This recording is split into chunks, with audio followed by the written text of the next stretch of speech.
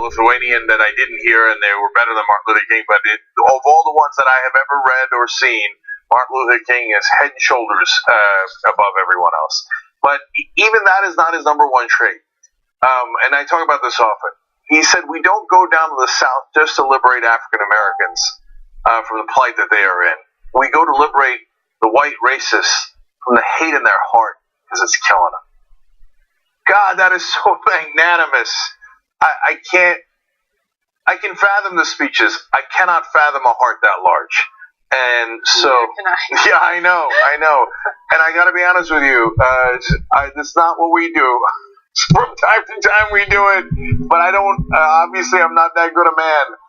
We come to kick ass and fight the aggressors, but he was better than that. And just, you cannot respect the man enough. And so hats off to him, obviously on today's show and always. But the second thing is, I also feel, as he said in one speech, sometimes I get discouraged.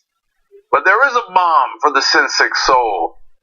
So we are looking for that balm, and we believe that we will find it for the country, and that our sin-sick soul, which is among its darkest hours today, with Trump in office, a deeply racist president in office in the year 2018, that we will find it, we will find that cure, and we'll bring the country back to the vision that Martin Luther King had. Okay, so having said all that, hell of a show. We've got the shithole comments. Obviously, we've got 1,000 different variations of that. Trump goes after Palestinians. We will talk about that. They go back after him. And I think my favorite story today is Chelsea Manning. And I wonder if I will surprise you with my thoughts on that. Yes. And putting aside MLK Day, which always puts me in a good mood, otherwise, I am in a salty mood. So anything can happen on today's show. Everybody buckle up. Okay. All right. Okay, yes. Anna, take it away. Right. Today is MLK Day, and unfortunately, on this day, a debate rages on regarding just how racist our president is. The comments that he made in regard to El Salvador, Haiti, and African countries, calling them so-called shitholes, is something that people are still talking about, and the president has now denied that he has said it, even though Senator Durbin stands by his statements that he did in fact say what he said.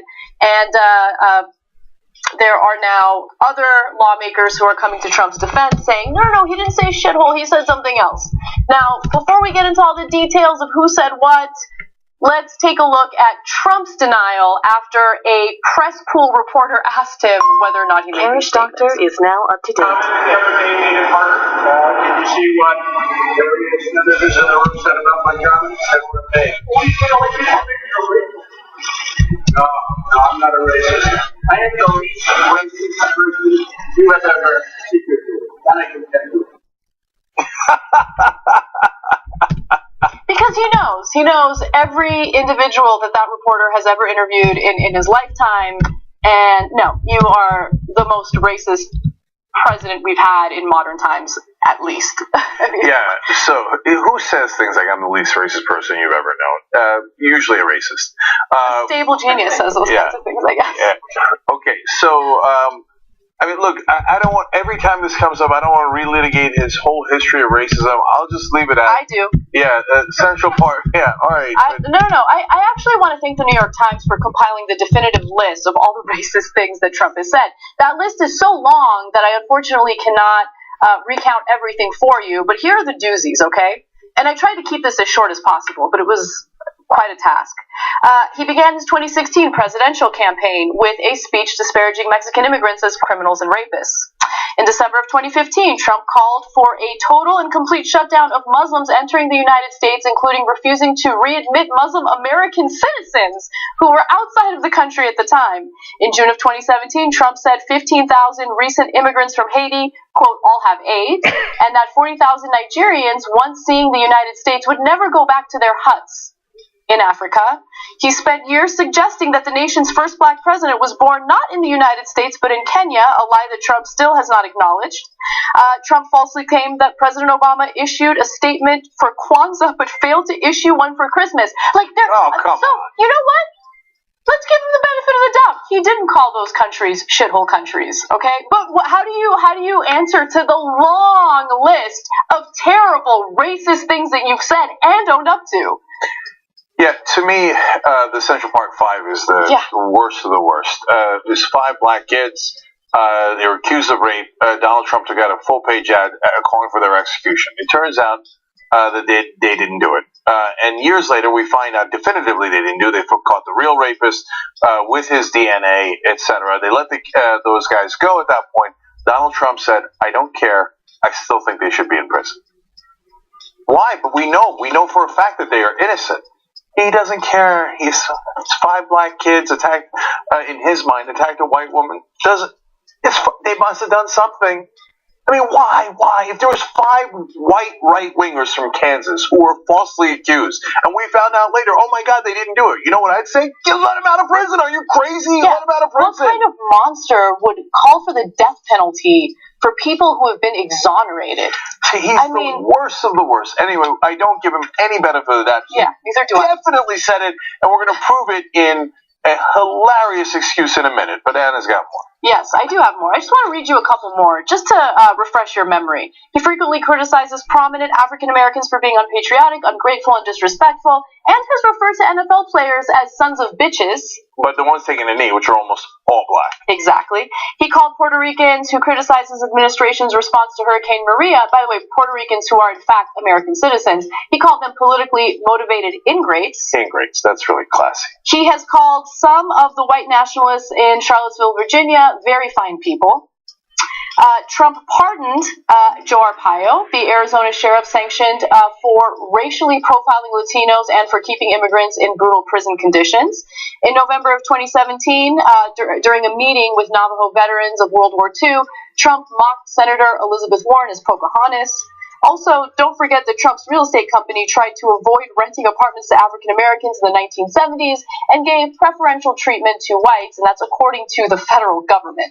So I was being incredibly sarcastic when I said that I was giving him the benefit of the doubt. The point that I'm trying to make is that his comments about El Salvador and Haiti and African countries were not that shocking to me. Because for me, this is par for the course when it comes to Donald Trump. This is not surprising. This is to be expected. This will not be the last time he says something terrible and racist. And it not only has ramifications in regard to race relations in the U.S., it has ramifications internationally, okay? He is not going to be an effective leader if he's a piece of shit like this. And it's unfortunate that we get involved in these debates regarding whether or not he's racist when the proof is right here in front of us, not from one instance or 2 instances, but from several throughout decades. Okay, and I don't want people to misunderstand it, because I think the Democrats often do a bad job here, and they try to separate Trump from the rest of the Republicans. Like, oh, the rest of the Republicans are okay. No, they're not. So right now you got Senator Perdue and Cotton lying for Donald Trump. By the way, later he'll throw them under the bus and admit that he said it, and then they'll be stuck holding the bag. Okay, but they're saying they don't recall whether he said it. It's not like it happened 20 years ago. It happened a couple of days ago. What's there to recall or not recall? That's the poorest excuse I've ever heard. Senator Lindsey Graham, who was also there and who also heard it and also confirmed that he, referred to those countries as shitholes, reiterated today that his memory has not evolved and that he heard what he heard. Okay, yeah, I love the people whose memories evolve in the span of a couple of days. So that is a Republican senator saying, yes, Dick Durbin is right, he said it. That's 2 senators, bipartisan. He clearly said it. Of course he said it. It's in keeping with everything that he's ever done. But I'm going to go further. Look, that Kwanzaa comment. So it's a lie. First of all, if you believe Donald Trump on anything, you're an idiot. All he does is lie. So he says the first black president we ever had celebrated Kwanzaa, but refused to celebrate Christmas officially. Now, why would you make up a lie like that? Because you're a goddamn racist, okay? So, look, I think the word racist is charged. I get it. And people are like, it's a heavy charge. Let's put it that way, okay? So you shouldn't make it lightly. We are not making it lightly. He has an entire lifetime of discriminating against African Americans and saying abhorrent things about blacks, Latinos, and on and on and on. And if you can't see that, man, you don't want to see it. And I wonder why you don't want to see it. It's because it's glaringly obvious. So I think everyone, including those that continuously defend him, know that he said it. And they might publicly deny it, but internally they know he said it, and those who are defending him kind of love that he said it. And then there are those who don't even deny that he says it and make excuses or defend that kind of statement. Well, he's just calling it like it is. I mean, that's what you heard over and over again during the election. He's just calling it like it is. You think that it's a good idea to go after the allies of ours and refer to their countries as shitholes? You think he's not a blogger. He's not some random alt-right dude on Twitter. He's the president of the United States. You think it makes sense for the president to refer to a whole continent as shithole? And then turn around and go, what do you mean? I just called all of Africa a shithole. Why would that be perceived as racist? I can't quite tell. Did you make a distinction between the Nigerian economy and the economy of Botswana? Come on. He couldn't name Botswana if his life depended on it. Okay? No. He's like, Africa, shithole. What? How could that be racist? Listen, if you're defending him on that, I get it, dude. I get it. You don't like him despite the fact that he's a racist. You like him because he's a racist. For you, that's not the bug. That's the feature. Just say it. Own up to it. Why won't you just come out and be honest? I thought you guys were so brave. All those alpha males of the right wing. What are you cowering in the bushes for? Just pop out and declare what you are. Say, yeah, I don't like blacks and Latinos. I think they're inferior. Right? Just say it, and then we'll be done with it.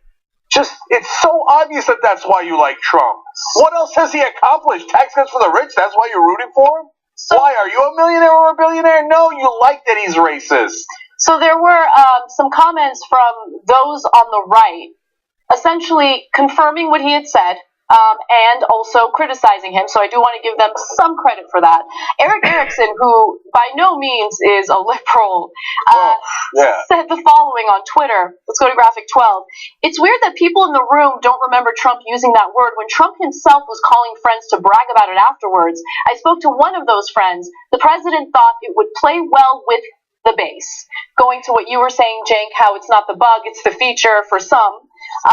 And then also the Associated Press had reported, citing a person who spoke with the president, the AP reported that Trump doubled down on his reported comments from this week, defending the remark as not racist, but, quote, straightforward assessment of the living conditions in the countries discussed. Okay, so Senator Scott and Perdue, you stepped in it by trying to defend him by claiming you don't recall what happened at that time hours ago, right?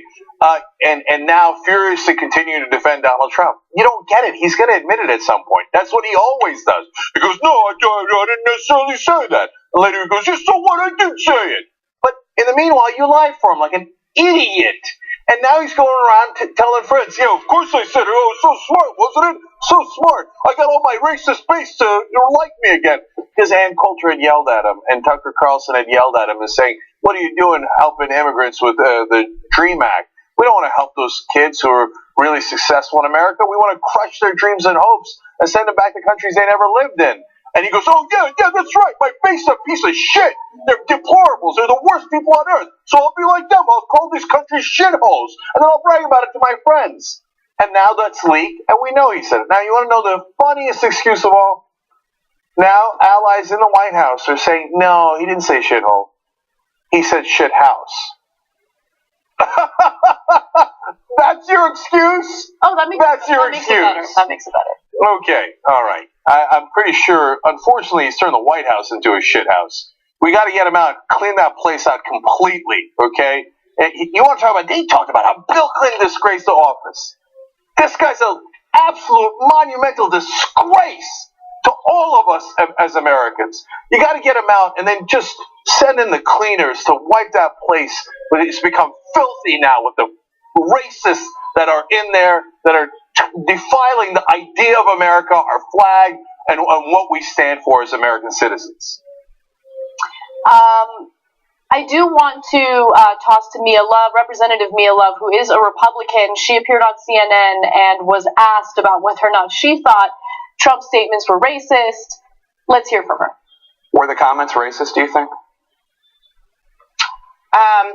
Well, yeah, I think they were, yes. I think that they were unfortunate. I don't know if they were taken. I wasn't in the room. I know the comments were made. I don't know which context they were made. Jake, I can't defend the indefensible. You have to understand that there are countries that do struggle out there, but their people are good people, and they're part of us. We're Americans. It was really difficult to hear, especially because my parents were such big supporters of the president, and I think that we have to do everything we can to make sure that we are coming from a place of compassion and we're speaking from a place of kindness. I mean, that is the at least minimal standard here. I think that one of the things we need to do is get people like me in the room. There are so many people frankly, I want to just make sure that everyone knows that I don't know if those comments would have been made if I were actually in the room. There's so many people that really care about this issue. Will Hurd, Carlos Curbelo, people on both sides of the aisle that should have been in that room talking about DACA. So that's the first thing. We have to make sure that we have the right people in the room talking about these issues. There's a lot of healing. There's a lot of, I still think that he should apologize. I think that there are people that are looking for an apology, and I think that would show real leadership. Okay, so Mia Love, by the way, just to really emphasize this, is the first Haitian American elected into office in Congress. And she just as important, and for the context of this story, she's a conservative Republican.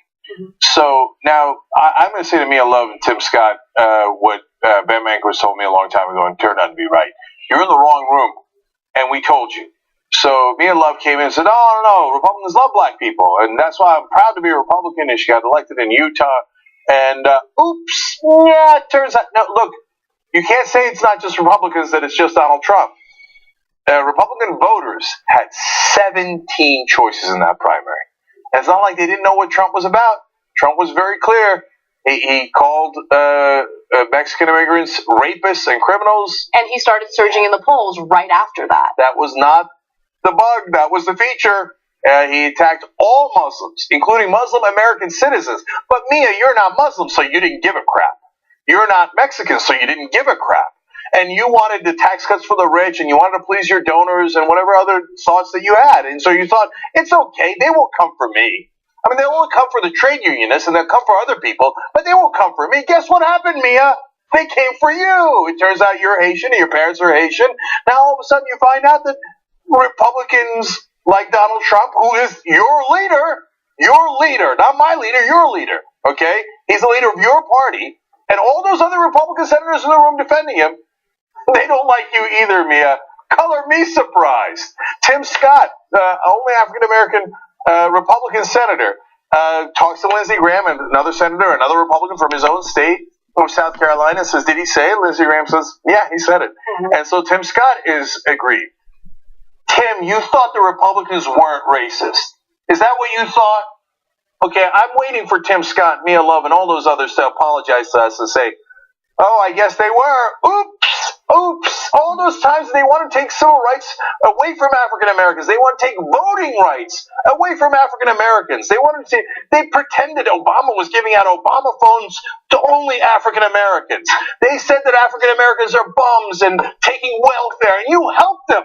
Mia Love and Tim Scott, you helped them with that ideology.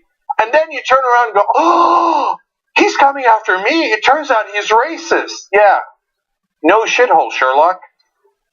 So, I mean, look, Trump definitely had some pretty terrible comments in regard to African Americans and blacks in the United States during the election as well. And so it's not like, Mia Love didn't experience some of his statements regarding, black communities throughout the country. She heard it. We all heard it. And he's an equal opportunity discriminator. Like he has gone after Koreans. He has gone after every group of people you could possibly imagine other than whites. Except whites, because they're good people. Even if they're white nationalists who run people over and murder them, there are good people on that side as well, according to Donald Trump. But what's interesting to me is that Trump has provided an interesting case study for the Republican Party, because before Trump, remember what they were trying to do? They were trying to rid themselves of that identity, of that discriminatory, hateful identity. They wanted to reach out to the Latino voters because they've always, had issues getting them to vote along with the party. They tried to convince people that, they didn't hate the black community. They wanted to, create better opportunities for them. Trump comes in, he says all these crazy things, right? These terrible racist things. And it's interesting to see who falls in line with Trump, who basically says, yeah, forget about that agenda where we try to lie to people about who we really are. We're going to go ahead and side with Trump anyway. Some Republicans aren't buying it, but a lot of them are, and it's really interesting. One last thing about Mia Love. So now she's getting a lot of love in the mainstream media because they love to give Republicans credit. They love it, right? Mia Love called out Donald Trump and, saying that he's racist and he can't defend the indefensible. Well, let's pause for one more second here. Put aside all the other groups. Put aside Muslims. Nobody in mainstream media likes Muslims anyway. When he said during the campaign, we should ban Muslim American citizens from coming back into the country, people were like, oh, wow, that's a little controversial. I mean, if he said, don't let the Jews back into the country, okay, everybody would have rightfully been furious, right? All this, but Muslims spit on them, move on, it's not that big a deal. Fine, okay, let's just talk about one group, Mexicans. So he said they're criminals and rapists coming into this country. Mia, where were you? Oh, when it's about you, all of a sudden you realize that the president is racist. But when he was going after Mexicans and saying those terrible things about them, where were you, Mia? Where were you? I didn't see you on CNN. I didn't see you jumping out going, wait a minute. Our leader of the Republican Party cannot say these things about Mexicans. I didn't see you defending them. I didn't see you defending anyone else. Now that it's your parents, oh my God, it turns out he's coming after me too. Well, I didn't bargain for that. Well, I hope you got rich off of this, and I hope you got powerful off of this, and I hope you got whatever you aim to get out of it. But you get no credit because you never defended anyone else. So spare me the crocodile tears now that you find out Trump and Republican voters are also not in favor of you. Let's take a break. When we come back, we will talk about DACA and actual immigration policy.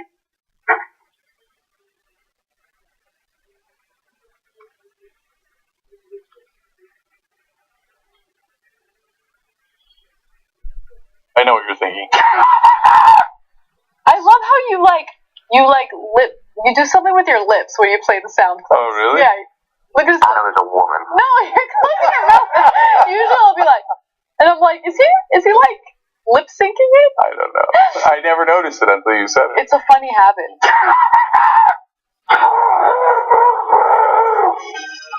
It's not human intelligence! TYT member. Who's kicking me out the door? Who's kicking me out the door?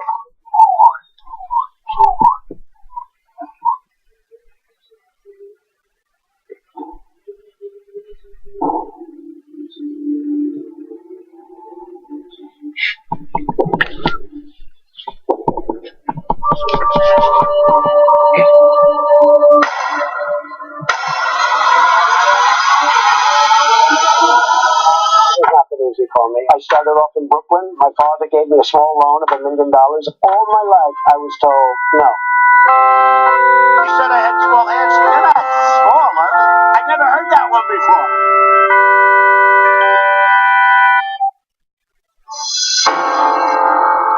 That's $300 million. That's a pretty good number. We were doing a press release on it, and I got all worked up. And I said, okay, well, that's the size of the U.S. population.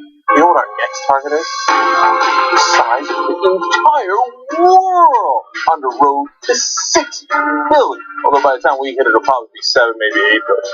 Not a big deal. A couple of days ago on the TYT network, we passed 1 billion views. What the hell? What the hell? No, what? That's a big freaking deal. 2 billion views. What now? Sorry. What did we do? 2 billion? 2 billion. They said it couldn't be done, but it was done. We just crossed 5 billion views on YouTube. I mean, imagine 10 years ago thinking, one day. They'd be like, are you nuts? Yeah, Turks crosses 6 billion views. They said you couldn't do it. You can't change the media. Don't try. Well, here we are. We're changing the media. Thank you.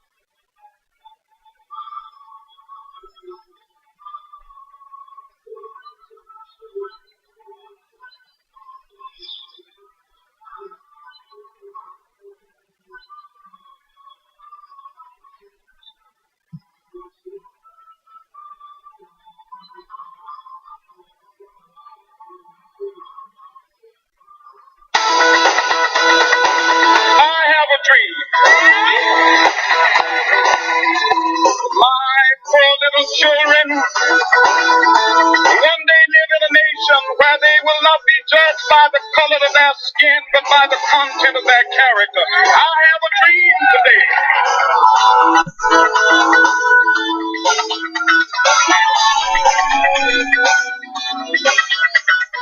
All right, back on the Young Turks, Cenk and Anna with you guys. Let me read a couple of tweets for you. Joel says, time for the best part of any Monday. TYT, go Cenk and Anna. Thank you, Joel. Monica writes in, I don't know why whether 45 is a racist, such a difficult question. The answer is yes, and we've all known that. Those who voted and didn't vote for him knew it. Time to move on. Bill says, quoting Trump, now it's fake news, not a real quote. He says, nobody knew how complicated racism could be. Bill, we LOL. You get a t-shirt. You can choose a Martin Luther King one or get this one off for 30% off and take another one. I mean, he refused to denounce David Duke's endorsement of him.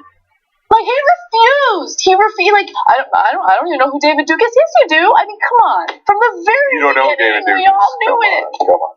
Anyway, shoptyt.com for the shirts. And Skepticus Rex says, Trump is definitely one of those guys that always says, I'm not racist, but... and he says, insert incredibly racist comment here. Definitely. And then YouTube Super Chat has Tron Man 420 saying, Trump likes McDonald's because he's afraid someone will poison him. Wrap your brain around that one.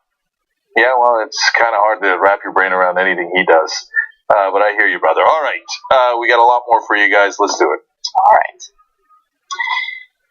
Now that everyone has hashed out the issue involving Donald Trump referring to other countries as shitholes, let's focus a little bit on actual immigration policy, which is where that comment came from.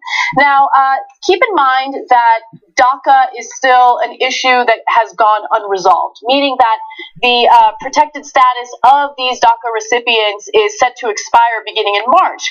And so Democrats are supposed to be playing hardball with the spending bill in order to ensure that they get a deal on DACA and Republicans get what they need when it comes to funding the government to prevent a government shutdown. Democrats are demanding that deportation protections for 800,000 young immigrants be included in any extension of government spending, with a January 19 shutdown deadline looming. So that's by the end of this week. And look, I actually want to talk about this story, not to criticize Republicans, although they deserve some criticism.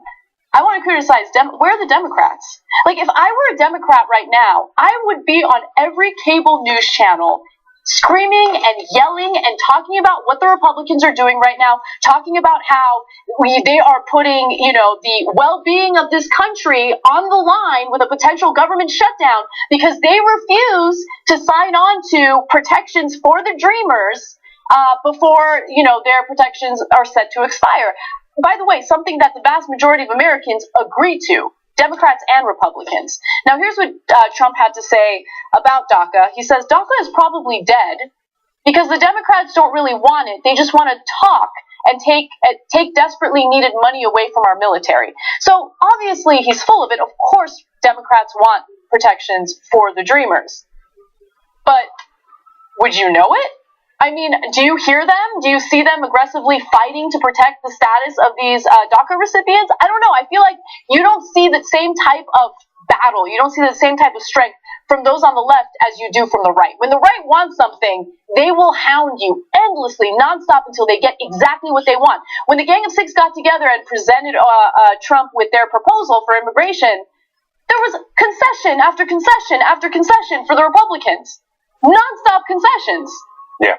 So let me dive even further into those details. So they said, okay, now we want DACA. So what we're going to do is we're going to trade you border security and ending the lottery and all these other things that Republicans are now attacking chain migration.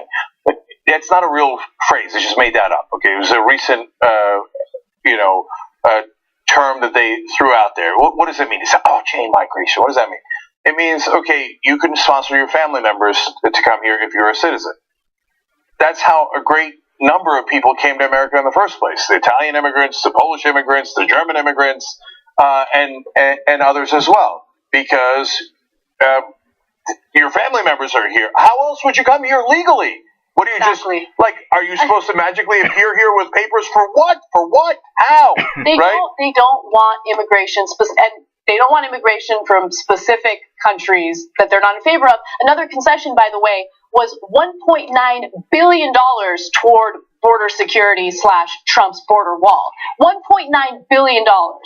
Concession after concession. But Republicans kept saying, we're only against illegal immigrants. And I told you from day one, we all told you that was a lie. They don't like immigrants, period. Right? Because it's a race issue. They don't like those races. So now they gave up the pretense. They're like, we don't like legal immigrants either who came from chain migration. So, okay, at least you admitted it. By the way, media, call it what it is. You guys love to go crazy over salacious comments like shithole.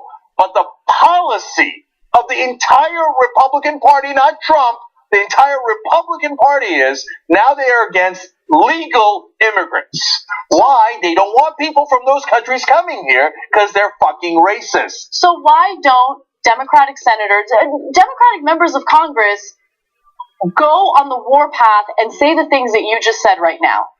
Aggressively and in a very strong way. They won't do it, and that's the thing that drives me crazy. They are defeatists through and through. They concede, they don't fight back, and they just give the Republicans everything they want. January 19th is this week.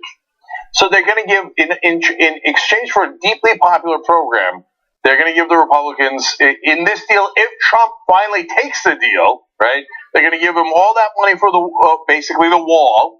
They're going to give them the budget. They're going to give them all those other parts of immigration that we don't agree to, but the Democrats are going to give away all this stuff. So what? They can get a program. Do you know how popular it is in the country, DACA? 70% of Americans are in favor of it. Do you know that even among Trump voters, a majority are in favor of DREAM Act? They want the Dreamers to stay. A majority of Trump voters. So what do? So because these Democrats who love to lose, they go, but what could we do? We don't have any power. We already gave away the White House to Trump because we're morons. And then we gave them the House and we gave them the Senate, even though the majority of the country's progressive. And that's, according to the voting, No question about it. If you just did it based on democracy and you didn't have gerrymandered districts, the House, the Senate, and the White House would all be Democrat. But the Democrats somehow found a way to lose all those places because they're fucking losers. All right, so what would you do? A strong political stance would be, no, Trump said, now, 2 different times, when he did the original deal with Pelosi and Schumer, and Pelosi and Schumer came out and bragged, oh, Trump's got to deal with us. No, you morons. He's going to change his mind 28 times between that time and this time. And he did. And then Feinstein came out. Oh, Trump told me we're going to get a clean DACA bill. Oh, you think so, Diane? Is that what you think? And then, of course, the next day he's like, no way. I'm not giving him DACA. It's pretty much dead. Oh, Diane, it turns out Trump lied to you. You didn't see that coming. Wow, you are a savvy politician. It's a good thing you've been in the Senate for about 58 years. Okay, so what should they have done? They always say, like, oh, you guys are not practical. No, here's practical. We want a clean DACA bill. Well, then the Republicans aren't going to give it to you. Great. They just said that they are going to oppose something that 70% of Americans are in favor of, including a majority of Republicans. Mm-hmm. You know what that is? That is a political advantage for you. Exactly. And it doesn't mean you don't do that. You don't protect the dreamers. It means you crush the Republicans. You fucking break their back. And then you go, okay, no, vote against DACA again. We're going to propose it one more time. 2018, we just took 50 seats from you. Go ahead and be opposed to something that 70% of Americans are in favor of. Do it again, bitch. Do it again. I dare you. That's how you act. That's how you're strong. But instead, they go, oh, okay, here, take this. Give you your wall. Give you the budget. Did we do enough? No, goddammit, you didn't do enough. Because you're weak, you're losers, you're pathetic. How do you expect us to get excited to show up to the polls for these loser Democrats who can't figure out a way to fight against fucking Trump? Guy's at 32% popularity. 32% popularity. It's not time to do deals with him. It's time to break his fucking back and drink his spinal fluid and then fucking brag about it on TV. I just broke Trump like a bitch. Are you going to do that? None of them. Ever. Bunch of losers. Have I been clear enough? You're very clear. Very clear. All right. I can't follow that. So let's move on to the next story. Over the weekend, the good people of Hawaii were unfortunately met with a scare after the Emergency Management Agency had put out a false alert saying that a missile was set to hit the island of Honolulu. The island. One of the islands in Hawaii. All right, so, sorry, I just lost my train of thought. Well, let's just start again. Yeah. The people of Hawaii were shocked and incredibly scared after they received an alert from the Emergency Management Agency saying that a missile was set to hit Hawaii. Now, it ended up being a mistake, and now people are wondering how it is that that mistake happened. So let me give you some of the details on that. The person or people in charge apparently pressed the wrong button, and the alert was not supposed to go out to everyone. It was supposed to be a drill to test the system and make sure that everything was working fine. Unfortunately, the alert went out to everyone, and people were genuinely concerned that a missile was going to hit and that they could lose their lives. There is the alert that they received. It said that a ballistic missile threat inbound to Hawaii. Seek immediate shelter. This is not a drill. And so if it says it's not a drill, of course you're going to take it seriously. Now, we have a couple examples of people reaching out to their family members and leaving voicemails. Just to give you a sense of how panicked everyone was, let's take a look at the first video. Emily, just try and call me right back, but we just got notice saying that there's a missile threat coming this way. Not a drill. Take cover. Not really a whole lot we can do. But if it's real and we're gone, I just want to say I love you, and I haven't been able to deal with Jesse either, so we talk to him, and yeah, we'll see what happens, but we can't seem to find anything on the internet or anything, but we came to our phone saying there's a threat.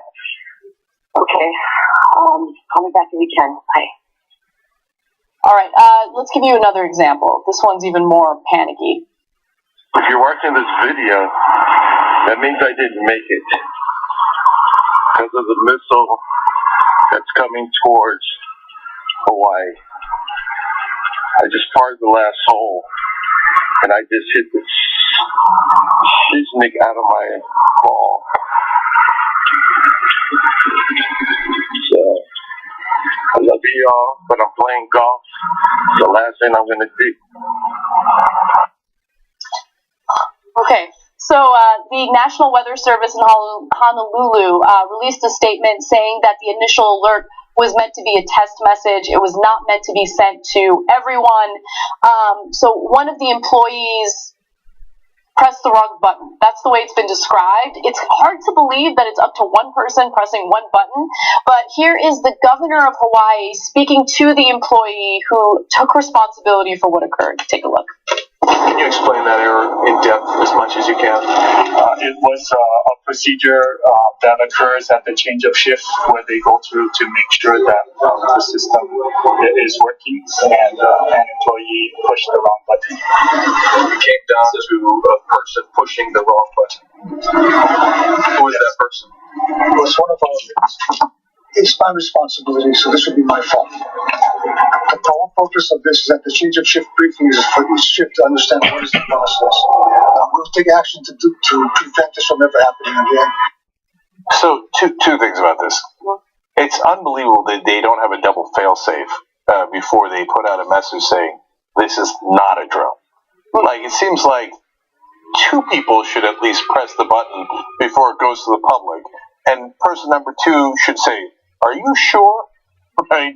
So if that is in fact the system, they ought to fix it right away. And whatever other state or federal government has that only one layer should fix it so that there are two layers. We don't want things getting delayed, but we also don't want panic where a guy on a golf course thinks, well, at least I hit a really nice shot before I died, right? Yeah. So, but there's something fishy about this story. Look, I don't know. It's impossible to know. And there's the guy saying, I'm the one who pressed the wrong button. But it feels like it's out of Lost, right? Enter the numbers. Yeah, it is a little weird. But on the other hand, Trump has a nuclear button on his desk, and it's very big. And it works. That actually gets him a Diet Coke. But, I know, I'm kidding.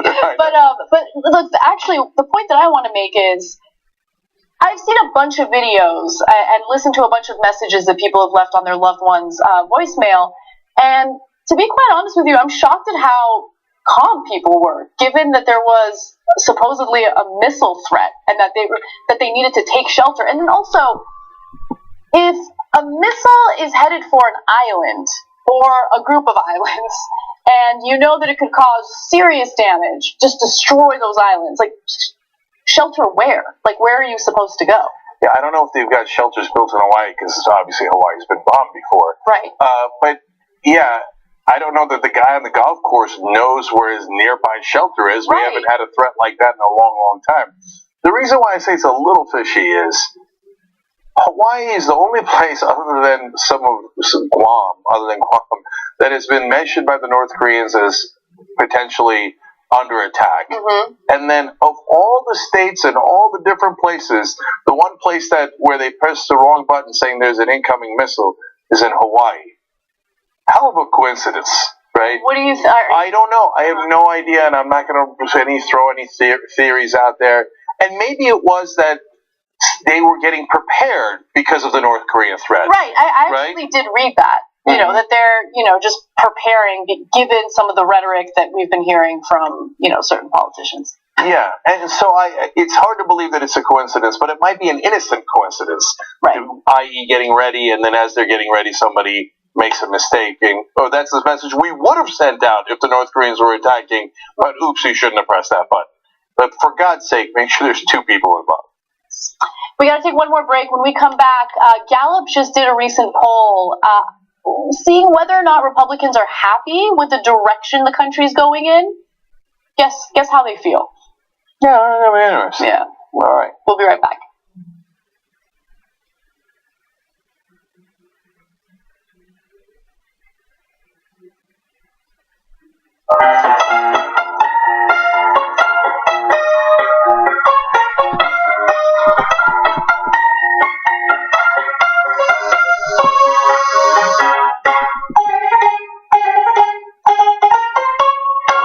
I have decided that I'm going to get ripped.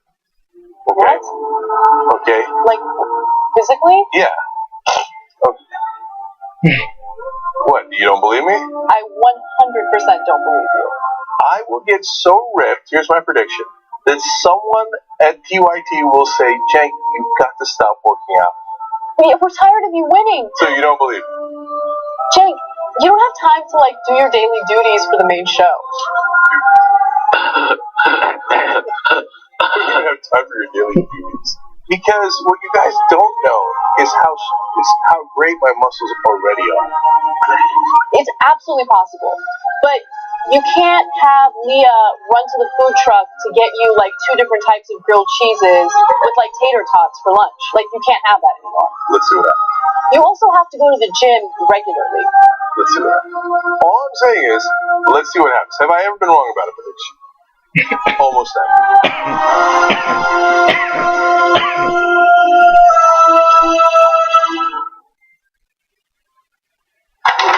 I just shot a clip. It's time sensitive and it needs to be edited. Did anybody call for an editor?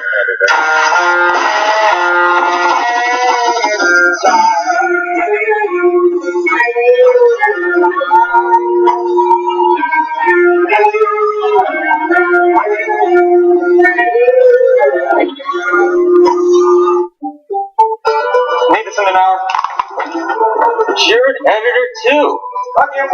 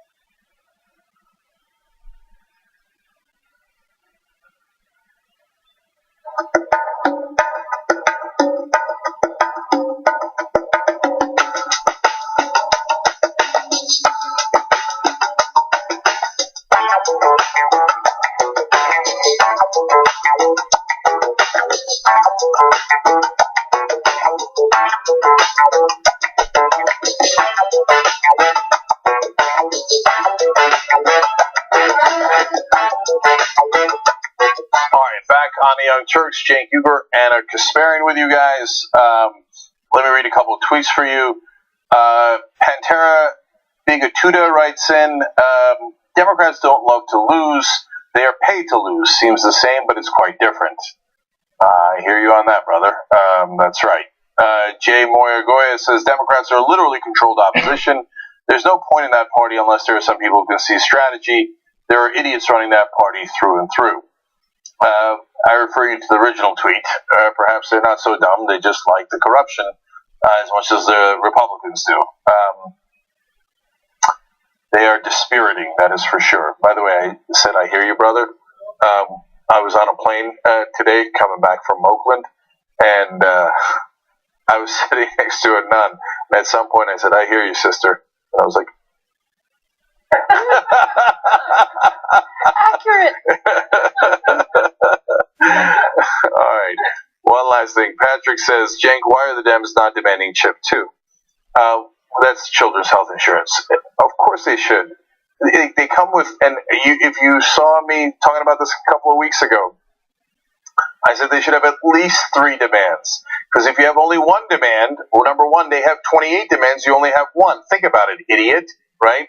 Second of all, you have nowhere to go. It's binary. Either you win or they win. Whereas if you come in with 3 demands, even if you get 2 of them, they can claim victory, which is you want them to be able to claim victory in order to get a deal. They tell me that I'm not practical. They don't know negotiation at all. Or again, as our audience here points out, they purposely lose. They purposely go in with the worst fucking strategies. So should they demand chip? Yes. DACA, chip. Well, I said net neutrality, enormously popular. Demand that Social Security and Medicare are going to be protected from budget cuts. Over 80% popularity. It's wonderful framing. It puts you on the right side of elections. It's easier to win, and you have more room to negotiate. So why would the Democrats do that? That would be smart. The tax cuts that Republicans passed is deeply unpopular. Why are Democrats talking about that nonstop? Because they love those tax cuts. Look, I know I beat up on Feinstein a lot, partly because, yes, it's true, because Allison Hartson's running, and Allison Hartson is a great progressive, and she's going to kick Dianne Feinstein's ass and be the new senator in California. We're finally, after decades and decades, going to have a progressive senator in California. But Feinstein, she voted for Bush's tax cuts. She voted to end the estate tax. She's pretending to be against the Trump tax cuts. She goes on TV all the time. Why does she ever talk about the tax cuts? Because in reality, she loves those tax cuts. It just gave her family billions of dollars. She loves the corruption. So that's why she goes, oh, I will be voting no. They have enough votes, right? Because I would switch over in a second if they didn't have enough votes. They got enough votes, great. Oh, golly gee, Russia! Okay. And then when she fought a little bit, did you see that, the Fusion GPS thing when she released the testimony? They on something super safe, it's not actual policy, right? And then they're like, Chuck Grassley got mad at her. And she said, oh my God, I had a cold. I was having trouble with my mental facilities. The one time she disagreed with the Republicans, she apologized, saying she's having trouble with her mental facilities. Throw all those bums out. Throw them all out. We're going to get to a story on that in a second. I'd rather have senators that don't have issues with their mental facilities. And presidents, yes. All right. I also want to make a really exciting announcement for you guys. On January 23rd, Bernie Sanders will be having a town hall specifically on the issue of Medicare for All, a proposal that he has been fighting for quite some time. I am lucky enough to host that town hall, and I'm super excited about it. But what's even more exciting is that you guys get to submit your questions for this town hall.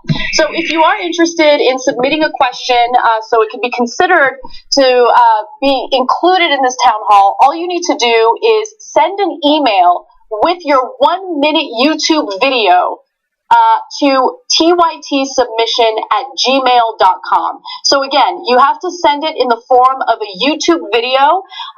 Make sure you upload it as an unlisted link, so it'll be private. It won't be public, but anyone who has the link can see it. So again, 1 minute long, unlisted link. Send it to tytsubmission@gmail.com. We will then send you a form that has the terms and conditions that you have to sign. We cannot use your video unless you sign that, so please make sure you do sign it and send it back to us. And yeah, your video could be included in this town hall, and we really hope that you do submit your questions because we know you guys have some really smart questions to ask. And the topic is the state of healthcare in America. So again, Send us your questions. We will certainly consider them, and I'm really looking forward to this town hall, January 23rd at 7 p.m. Eastern time. So make sure you watch on Facebook.com/TheYoungTurks. Yeah. Okay, a couple of fun things. Number one, when I used to read those things about making videos, yeah. I'd always be like, "No, I know making a YouTube video is hard because I'm older now, yeah. right?" And I'm like, if I had to do it, I'd be like, "How do I make the video?" Right? Even though we're the first ever YouTube partner. Okay, but now I trust you guys know how to make videos. Yeah, right? Exactly. Now the two cool parts are, one is that it's pretty cool that Anna's hosting. So you've seen all those town halls with Anderson Cooper and the MSNBC host, the Fox News host, and they all keep asking Bernie, are you a communist like Fidel Castro? Right? There won't be any questions like that. It's one of us who's hosting with Bernie Sanders, so which is great. And then it's pretty cool that you get to ask Bernie a question. Yes. That's legit. We're going to take some of those videos. So participate. And this is why it's great to do it online as opposed to TV. God knows what process they go through on TV. We're just going to try to pick the best questions there are. So go get them, be part of it, and then make sure you watch. By the way, we're going to do all-day coverage. We're going to do the regular show at 6 p.m. Eastern here. And then we're going to do only 1 hour, leading into the town hall coverage at 7 o'clock. Anna will be in Washington doing that.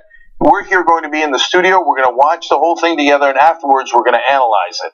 So Facebook.com/TheYoungTurks and also YouTube.com/TheYoungTurks for the whole show. And make sure that you don't miss that coverage. Gallup recently conducted a survey of Americans to figure out whether or not they are in favor of the direction that the United States is headed in. And unsurprisingly, this survey showed that there is even more division among Republicans and Democrats.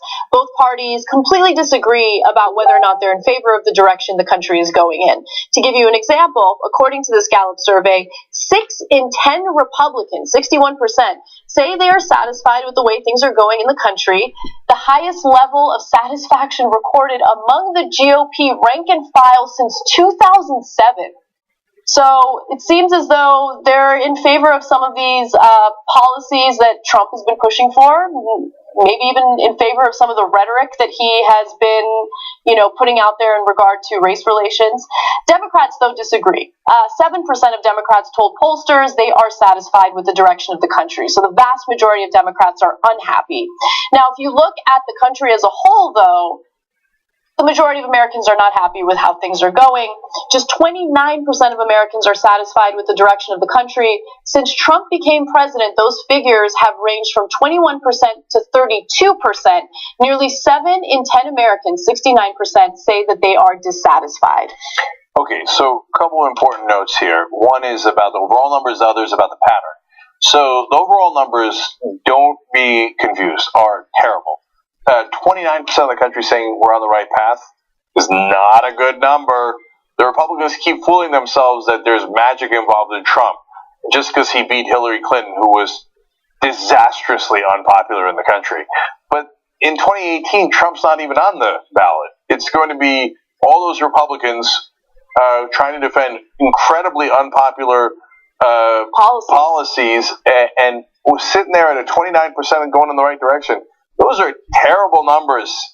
And if you do the math on that, you're going to get crushed. And by the way, it's not like Republicans don't know it. They do know it. That's why a record 30 Republicans have already announced they're running for the hills. They're retiring. They don't want to go up for the next election because they know they're going to lose. So sometimes the mainstream media drives me crazy because they don't report these numbers as something that is really, really bad. I mean, you see the Republicans running from the building with their hair on fire, and they just say, like, oh, it's just Trump, it's just Trump. But they never, ever criticize the Republican Party. So now, speaking of criticizing the Republican Party, 61% of Republican voters, I mean, they picked Trump. They had 17 choices. They took the most maniacal, the most hateful one out of the bunch, the biggest bully. That wasn't the bug. That was the features I keep telling you. And so they look at it and go, oh, he's calling these countries terrible places. He's calling these people that. He's calling those people that. Well, great. I like that. That's why I voted for him. So let's understand who the Republican voters are. They look at Trump and think mission accomplished. So, okay, so I always, look, I find that so fascinating because, yes, I agree with you that the rhetoric is not something that they reject. It is something that they have embraced. It's something that was very prominent during the election, and, they signed on for that. But if you look at the policies and what Trump promised, the coverage of Trump's policies are very favorable toward him, very generous toward him. But the reality is he hasn't kept up with the majority of his promises. The Affordable Care Act failed on that. The tax plan, deeply unpopular, even among those on the right. Okay, because everyone knows there are huge, huge tax cuts and handouts to corporations and the wealthiest people in the country. Okay, the border wall, nothing's been constructed, and Mexico's not paying for it, and he's hounding Congress about funding it, which is why, the latest immigration proposal included $1.9 billion to fund the border wall. That's our taxpayer money going toward that nonsense, right? But again, hasn't built it yet. I mean, it's failure after failure after failure when it comes to legislation and policy. And I wonder whether or not they look at those failures at all. If it's just the lure of his hateful rhetoric that keeps them going. No, that's two great points. So one, we should never forget that Trump said 1 billion times during the campaign that the Mexicans were going to pay for the wall. So this is a good time to think about and talk about it because, hey guys, what happened? I thought, like, if I'm in a budget negotiation and I'm a Democrat, I'm going to say, well, no, that's okay.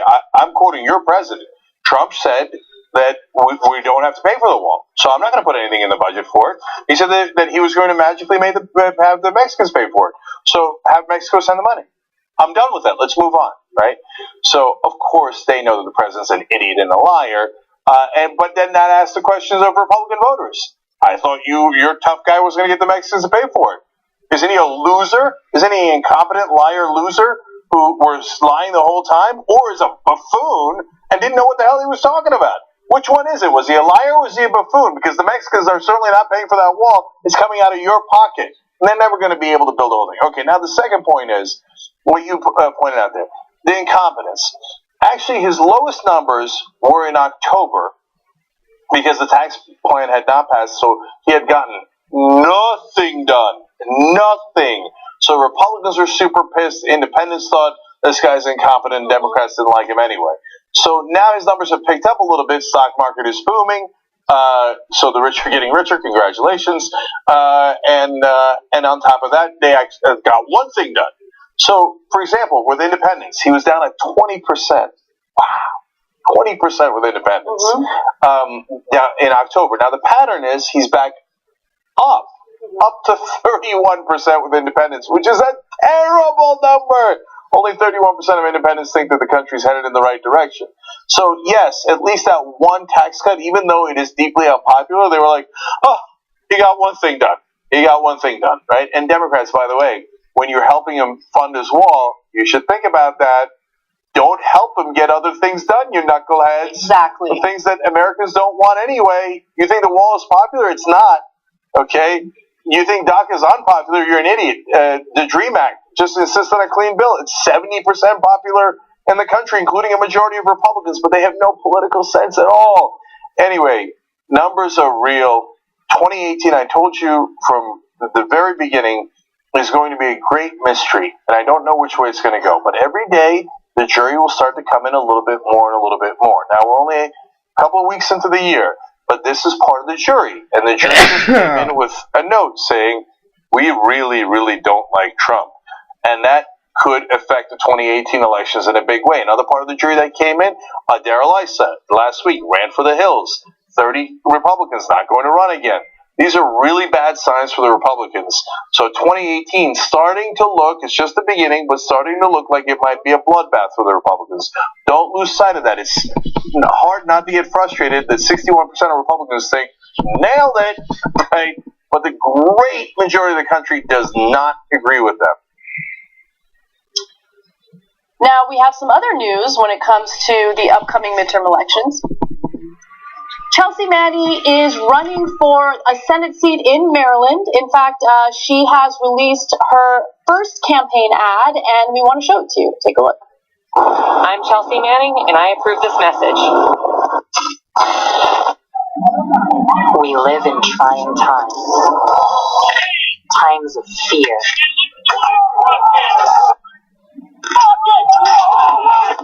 Of suppression. Hate. We don't need more or better leaders. We need someone willing to fight. We need to stop asking them to give us our rights. They won't support us. They won't compromise. We need to stop expecting that our systems will somehow fix themselves. We need to actually take the reins of power from them. We need to challenge them at every level. We need to fix this. We don't need them anymore. We can do better. You're damn right we got this. She will be running as a Democrat, and she's likely to primary the two-term senator in Maryland, Ben Cardin. He is doing well in the polls, so it'll be a tough primary fight, but I'm curious to see how it plays out. It's really interesting. Okay, so I know what conventional wisdom is. Chelsea Manning's a radical, and she spent a lot of time in prison for giving away state secrets. Gonna be Ben Cardin. Ben Cardin is a very well-respected senator. He's a solid Democrat, and he's popular in the polls.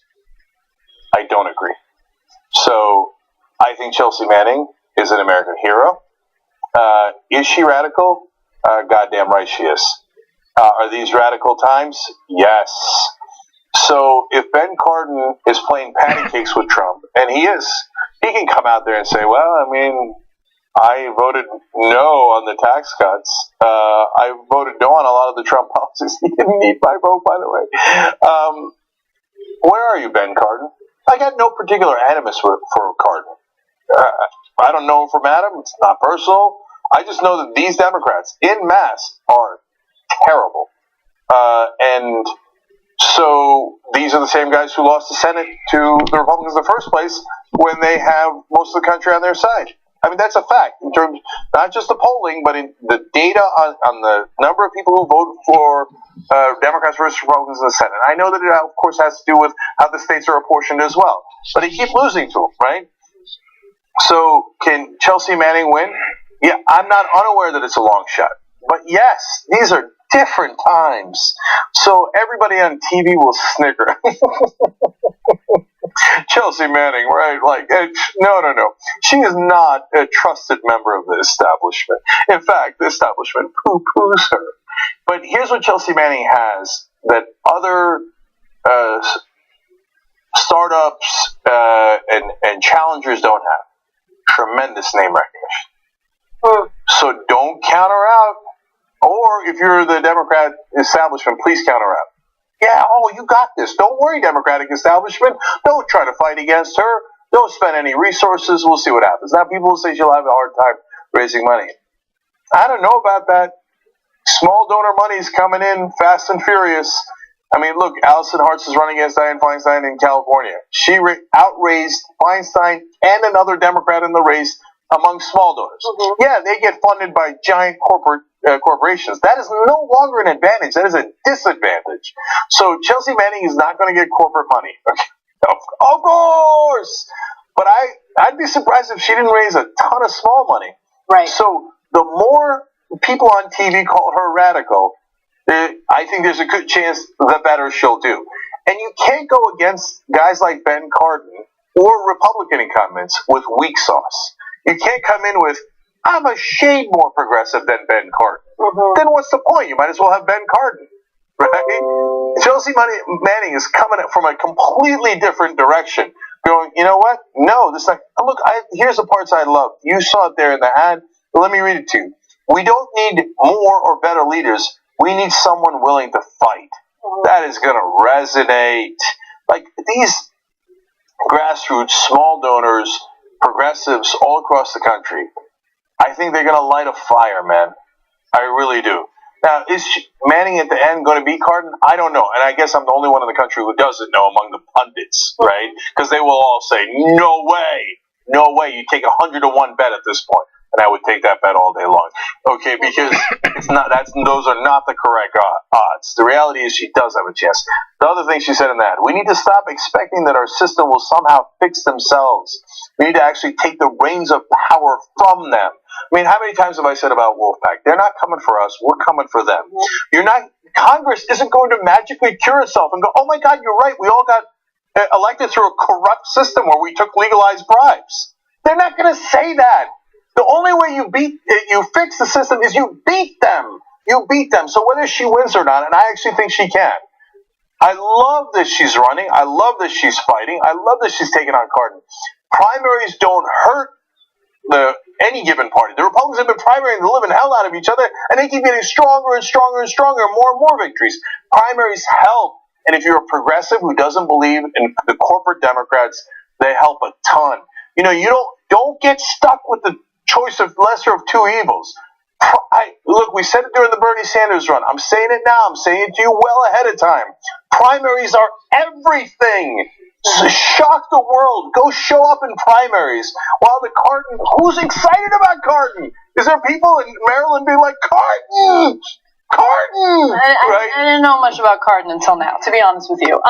But my commentary isn't about whether or not Chelsea Manning has a chance. I don't know. I like the message, but for me, what stands out is the fact that she's so resilient, right? And there is actual proof behind what she's saying. She is a fighter. I mean, think about how long she was in solitary confinement. Think about how long she was abused by the system, literally physically abused, okay? In solitary confinement, completely naked, over the fact that she was a whistleblower and told us the truth about what our government was wrongfully doing in other countries like Iraq.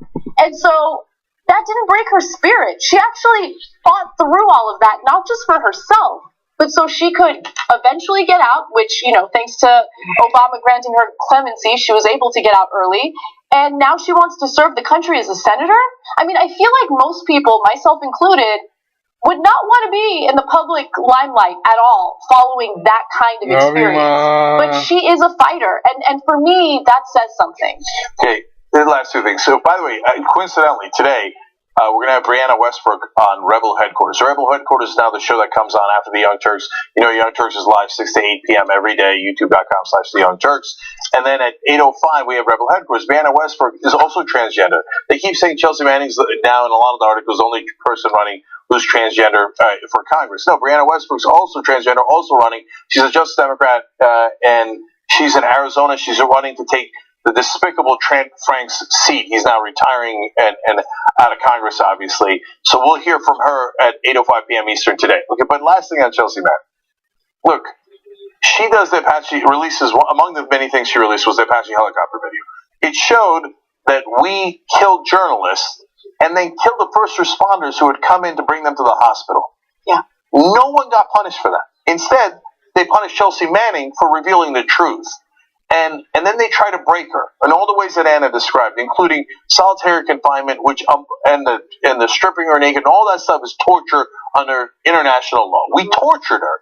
They stuffed her in a hole. They put her in prison for all that time. And she comes out fighting like this. I know, it's amazing. No. That's why you think she can't win. You're wrong. And when I see those senators, and they're all so old and decrepit, and they got all those corporate patches, I'm funded by ExxonMobil and Lockheed Martin, defense, I'm so good on defense, right? Let's start more wars, right? Yeah. You know what I see politically? I see dead men walking. All those ghosts walking around the Senate like they own the place. That isn't your house, that's our house.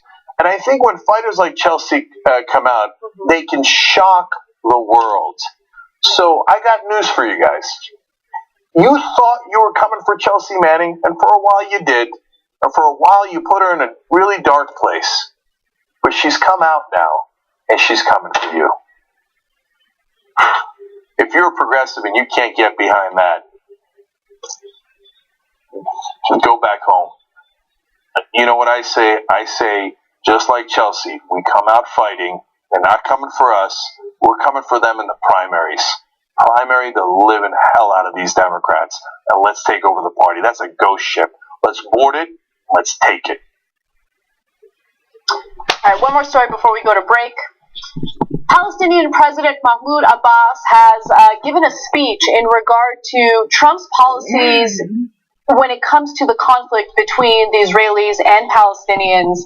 And he has some rather aggressive language for Trump, rightfully so. He said the following. He, Trump, said in a tweet he won't give money to the Palestinians because they rejected the negotiations. Shame on you. When did we reject the talks? Where is the negotiation that we rejected? Now, remember, Trump is claiming that he will negotiate a peaceful deal between the Israelis and Palestinians. But while he claims that he's going to do that, he has done a number of provocative things that actually lead to more tensions between the Israeli government and Palestinians. Abbas continues to say, we can say no to anyone if things are related to our fate and our people, and now we have said no to Trump. We told him the deal of the century was the slap of the century, but we will slap back. Okay, so what are the concerns of the Palestinians? What is he referring to specifically? So, first of all, obviously, the fact that Trump had named Jerusalem as the capital of Israel, then the United States, of course, is planning on moving its embassy to Jerusalem. Also, the U.S. has requested to halt payments to roughly 35,000 families of Palestinians killed and wounded in the conflict with Israel. So those three major things have led to more tension between the United States and the Palestinians, and it's much less likely that anyone is going to buy into any kind of deal or negotiation brokered by the United States. And so he's actually causing more harm in that region of the world than solving some of the issues there. Also, Israeli Prime Minister Benjamin Netanyahu has welcomed Trump's tough line toward the Palestinians, while also pushing forward with more settlement construction on lands sought by the Palestinians. All right, so a number of things here. First of all, as usual, Trump is lying. The Palestinians didn't walk away from any peace deals. The peace deals were ended in 2014 when Netanyahu said, no, I'm not going to give them any of the things that they want.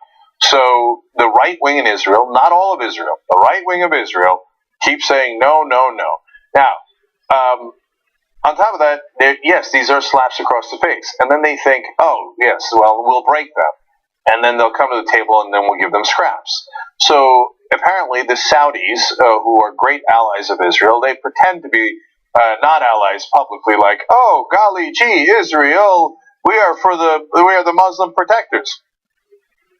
Saudis and the Israelis are working together against Iran and the Shia all across the world, okay? So the Saudis are apparently going to the Palestinians and going, take the scraps, okay? So the deal is you get parts of the West Bank, but you don't get East Jerusalem, and you don't get the Gaza Strip, and you don't get to control your own borders. That's right. So Israel would control the border, and they would lose a lot of territory, a lot of land. And who would take that deal? Especially if the United States is supposed to be the only country that's brokering this deal between the two sides. They don't want that either. They want other United Nations countries to be part of the negotiations, to be part of this deal, for good reason, you know? So we're supposed to be the neutral arbiters of this peace deal. Neutral arbiters.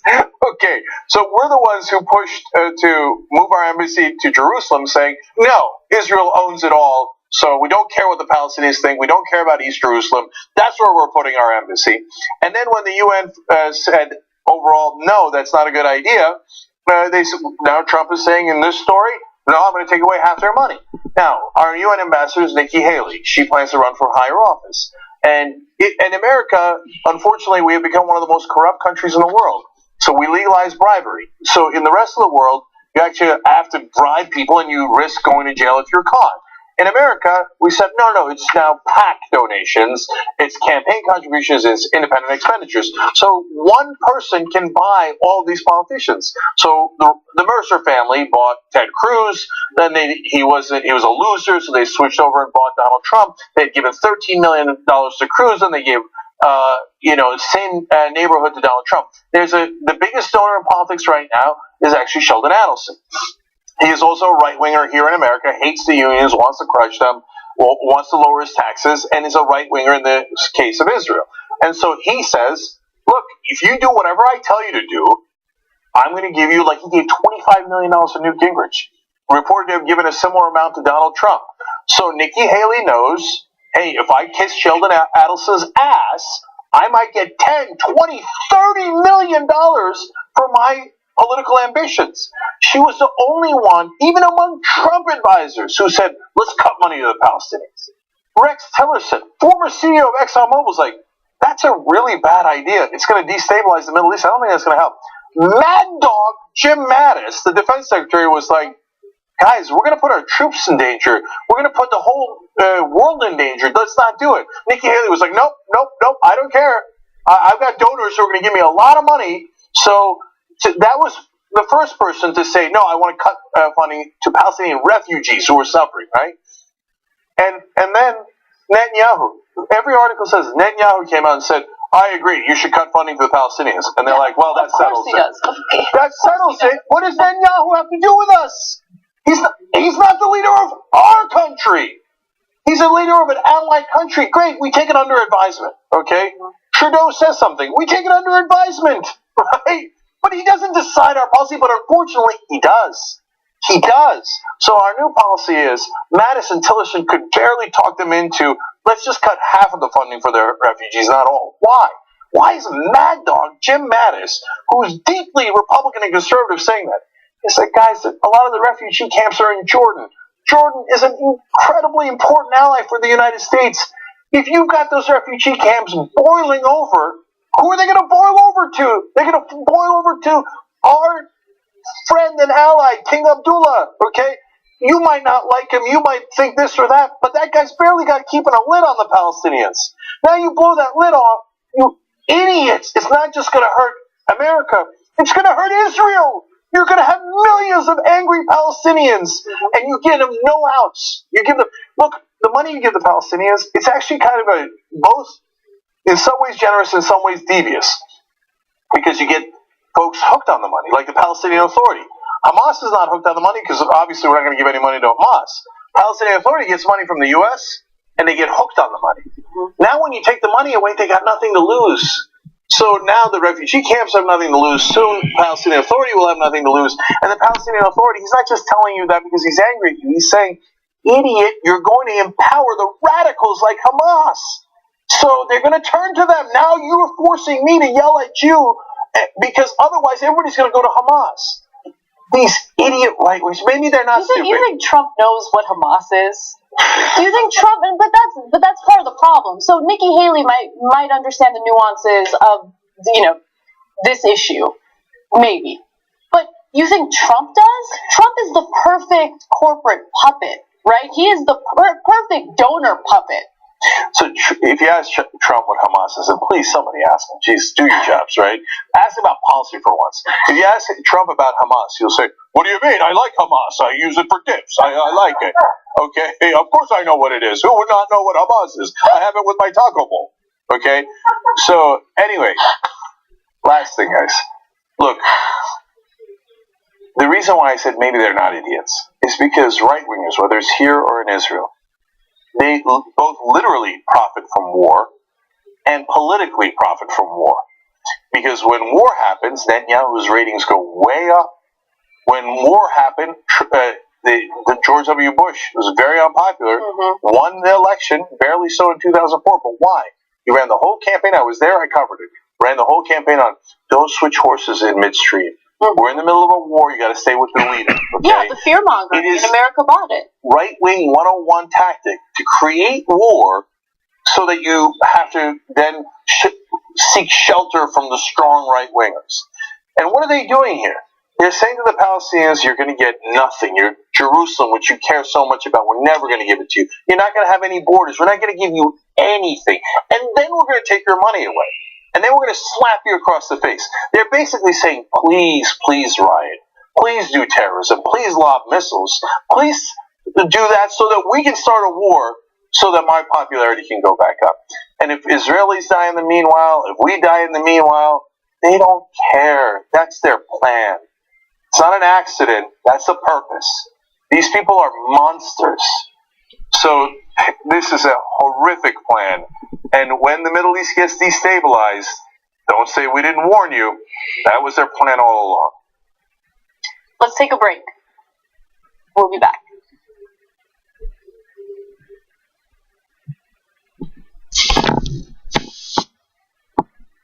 Congratulations to you, Young Turks, and other digital media for breaking through barriers in providing information to people that we don't see on corporate television. A really great idea that you had, and you noticed that mainstream press had no interest in covering this policy. They didn't want to talk about Medicare for all for whatever reason. Well, we know what the reason. We don't know whatever reason. You turn on television today, what are you going to see? The pharmaceutical industry running these crazy ads. I would be nervous about taking these drugs with all of the side effects, but that's another story. Right. But they are dependent on advertising from the pharmaceutical industry. You're right. And, just as our politicians are bought, mainstream media is experiencing the same type of corruption. So there is a way to get around that, and that is independent media. Really, for the first time, I think, we are going to have a town meeting devoted toward a better understanding of what Medicare for all is, to answer some of the very good questions that you raised. We're going to get from physicians, we get from economists. We'll hear from people who may be critical of the idea and listen to their concerns. But we will spend a significant amount of time talking about why the United States is the only major country on earth not to guarantee health care to all, while we spend twice as much per capita for a dysfunctional health system. That's one thing. But here's the second thing that excites me very much. Is I have believed for a very, very long time that not that corporate media is fake news. That's not what it's about. It's not that they lie about this or that. But there are major areas where, for a variety of reasons, mostly economic, they choose not to focus. They're not going to focus too much about income and well-being while just the people who own their network are in the 1%. And they're not going to focus on an issue like Medicare for all because of their dependency on pharmaceutical industry, advertising, and insurance company advertising. This could be the very first step in bringing millions of people into serious discussion about the serious issues facing our country with the time that we need to really go into depth. So I want to thank the Young Turks.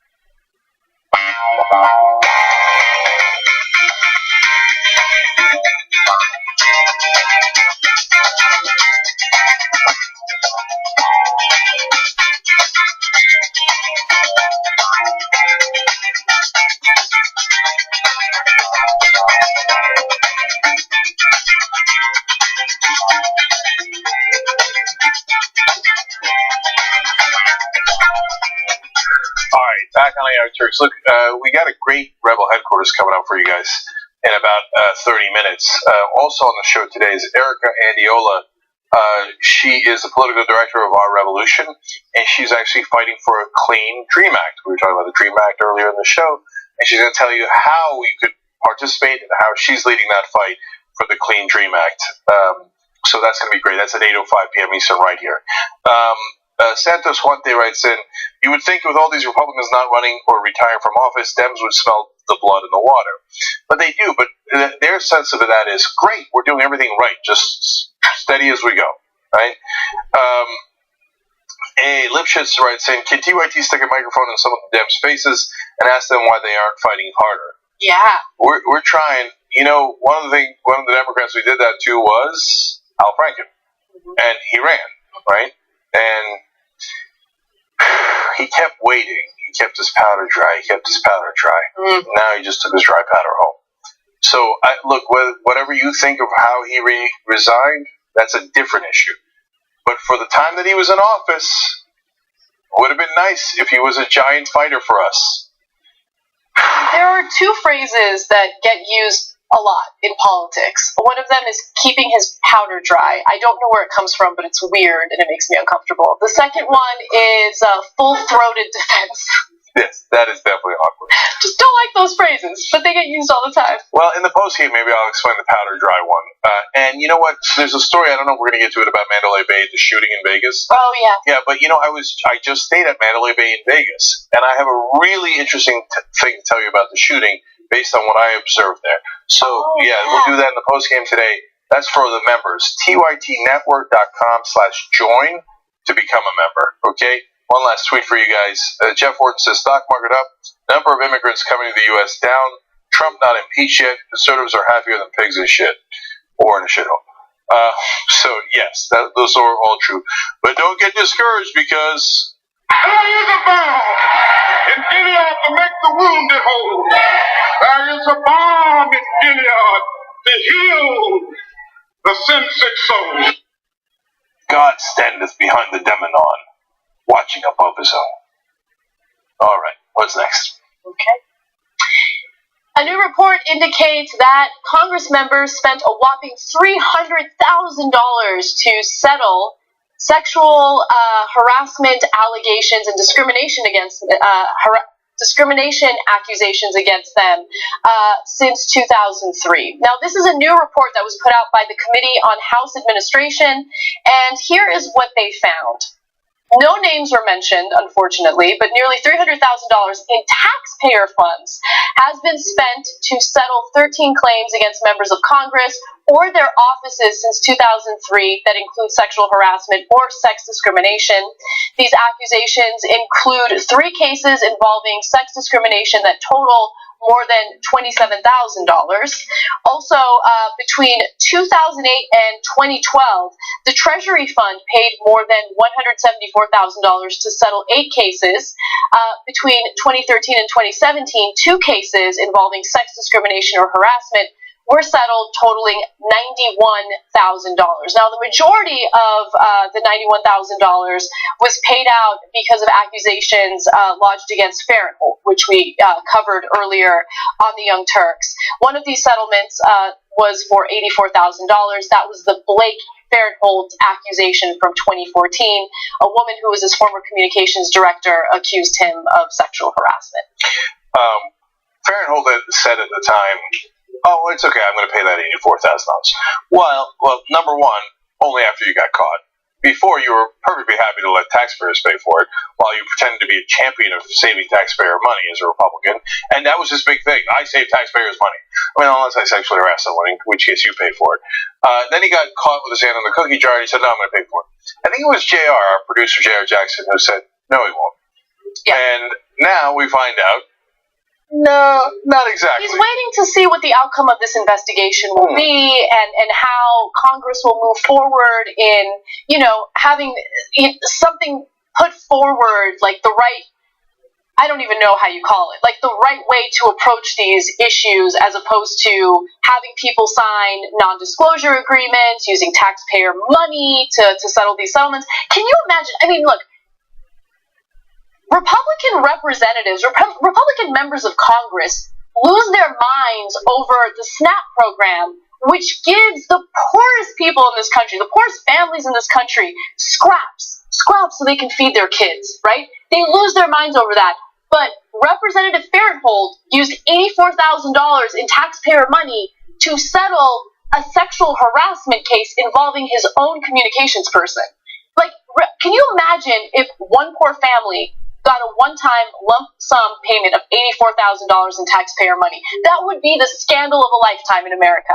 They would not stop talking about it. This is absolutely ridiculous. You got accused of sexual harassment? You pay for it. Why are you using taxpayer money to do it? So there's two different things here, guys. So are settlements, do settlements sometimes happen? Yes. Okay. And if you're a congressman, some of the settlements are as low as $7,000. You might pay that just so that you don't have bad PR. Right or wrong, it might affect your race, and you might say, I didn't do it, but it's $7,000, and I can't withstand that kind of damage, right? And by the way, are all the cases true? Nobody knows because they're secret, right? And due process matters, right? So, having said all that, why are we paying for their settlements? Exactly. Yeah. So, okay, you want to do settlements? I hear you, brother. You want to do non-disparagement? I know that that's not in vogue, but I think that there is validity to that. I think it makes sense in some instances. But why are we paying for it? Especially if you're Farenthold and you talked about the bums on welfare, and you talked about this and you talked about that, now you're going to lower the deficit. And then you gave $1.5 trillion to the rich in your tax cuts just a second ago. So your donors are thrilled. You're thrilled because you're also rich. But he's one of the richest members of Congress. But for a sexual harassment settlement, it's like, oh, no, I'm not paying for it. Taxpayers, you guys are the suckers. We're the ones who trick you so that I can get in here and get myself a giant tax cut. You pay for my sexual harassment settlement. I'm just tired of the way the discourse in the country goes when it comes to using our taxpayer money to benefit us, right? Anytime that money is used to benefit us, whether it's in helping those who are poor, with food stamps, or, making sure that the entitlements that we paid into are going to be something that we can take advantage of, like Medicare and Social Security when we're ready to retire. Those are all controversial issues that are always being debated, right? We paid into it. It's money that we pay the federal government to ensure that we're taken care of. But that taxpayer money goes toward wars that we shouldn't be starting, right? Preemptive war. It goes toward nonsense like this, where we're paying settlements for lawmakers. I don't care if they're Democrats or Republicans. Taxpayer money should not be spent on settling their issues, okay? Whenever it comes to helping out those who are privileged, we never have the debate. So preach it, teach it. I couldn't agree more. One last thing on it. It's even worse than that, because when, for example, Bernie Sanders says, let's do college for all. So that's the American dream, that your kids can have the same chance as rich parents' kids, right? And you go, they don't even debate it. They just snicker. Like, that's totally unrealistic. That's exactly what happened during the Democratic primaries. And all the Anderson Coopers, they all snickered. Trump now calls CNN liberal. Go back and watch those debates. They laughed at Bernie Sanders. You want to help the middle class's kids? That's not realistic. Now, the Iraq War, nobody snickered, and we spent trillions. We threw trillions of dollars. We burned it, and all those people died. And now these sexual harassment settlements, that's okay. That helps the powerful and the elite. Nobody snickers. But you want to help middle class live the American dream.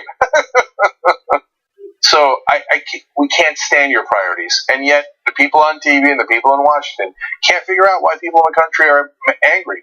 Like, all the millionaires we know are super happy. Yeah, we know. All right, moving on to other news.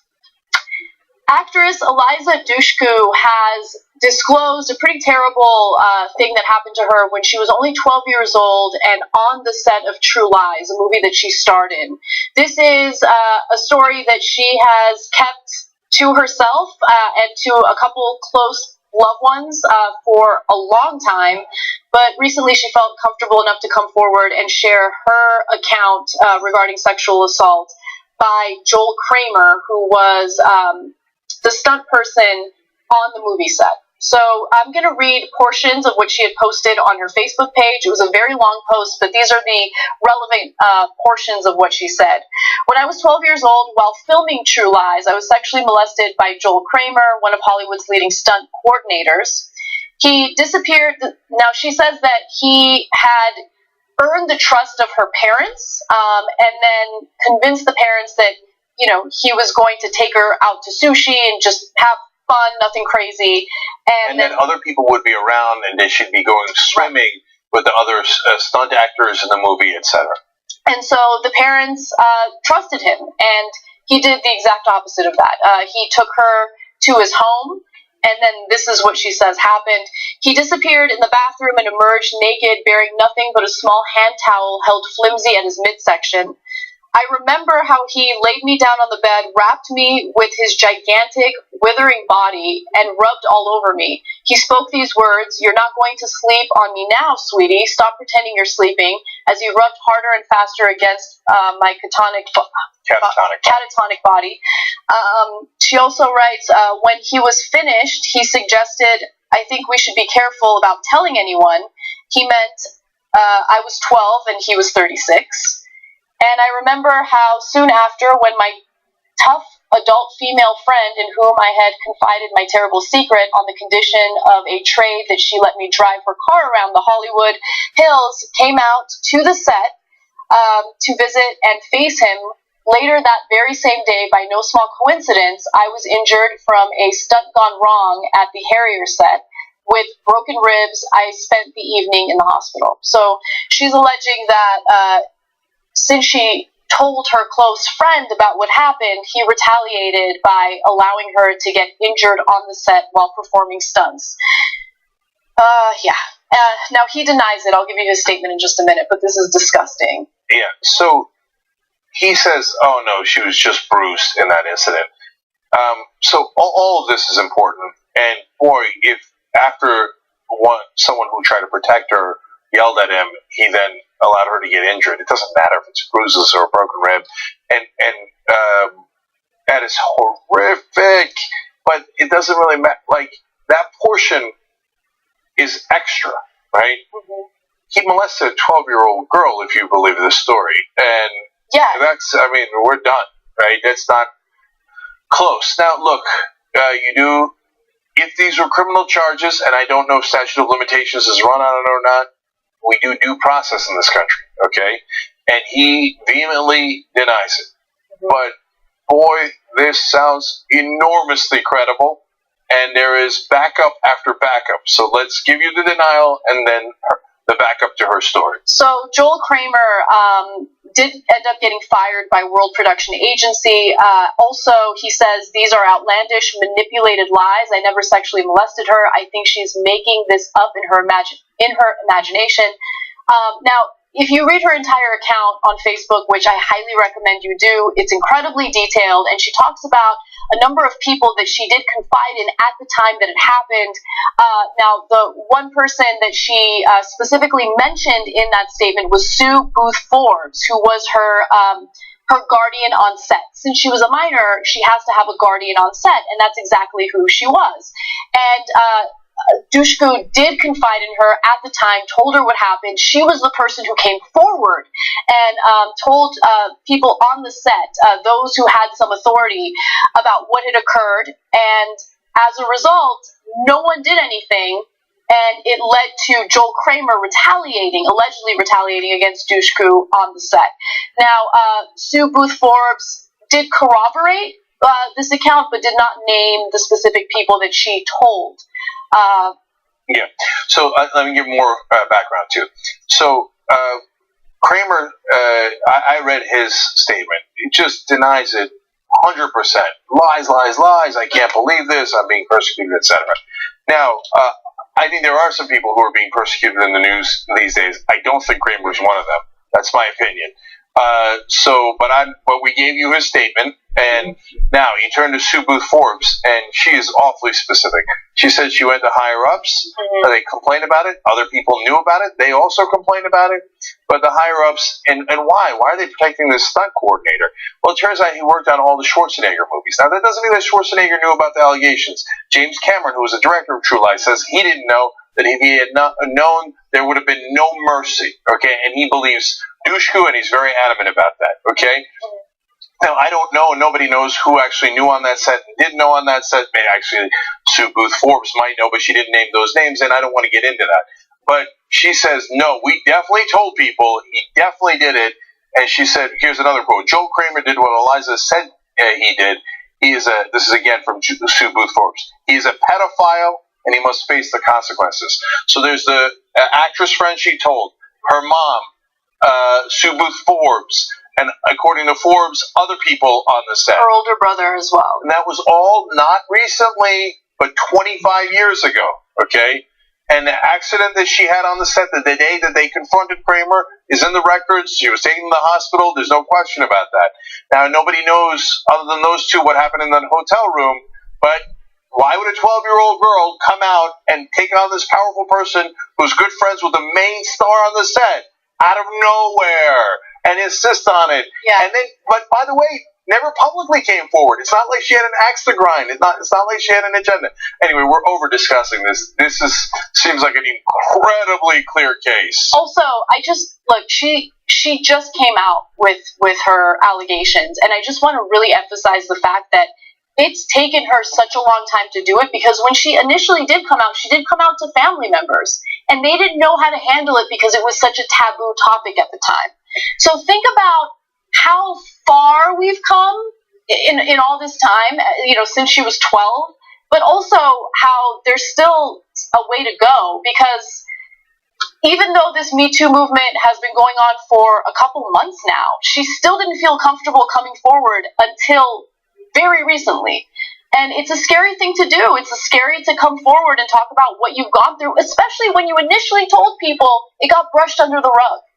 There was one part of her statement where she talked about how after the apartment thing, they were both in a cab together, and he had her sit on his lap, and that the cab driver was looking at her like they were making eye contact the entire time because she was scared. The cab driver knew something was wrong, but no one came to her, to her defense. No one came to help her. It's just crazy. And think about the retaliation. I mean, the accident happens the day that they make it public, at least on the set.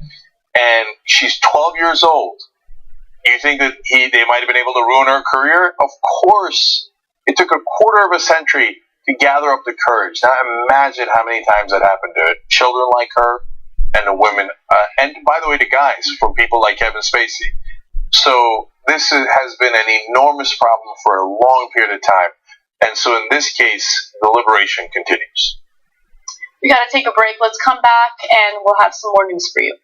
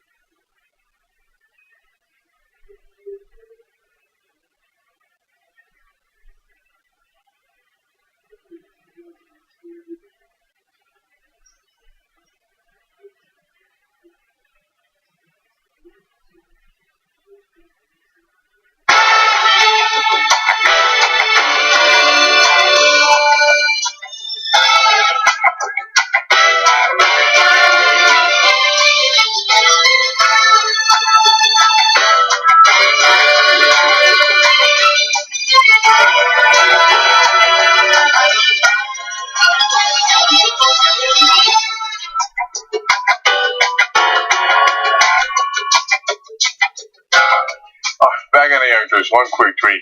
Kelly Kerr says, when we talk about mental fitness for president, what about the voters? My parents have both been diagnosed with Alzheimer's disease, and they both still have a driver's license, and they're both still registered to vote.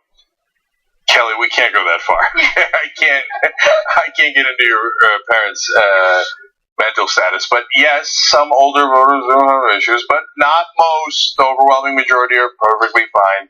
Yes, they do vote for Republicans to cut their own Social Security and Medicare, but that's a different issue.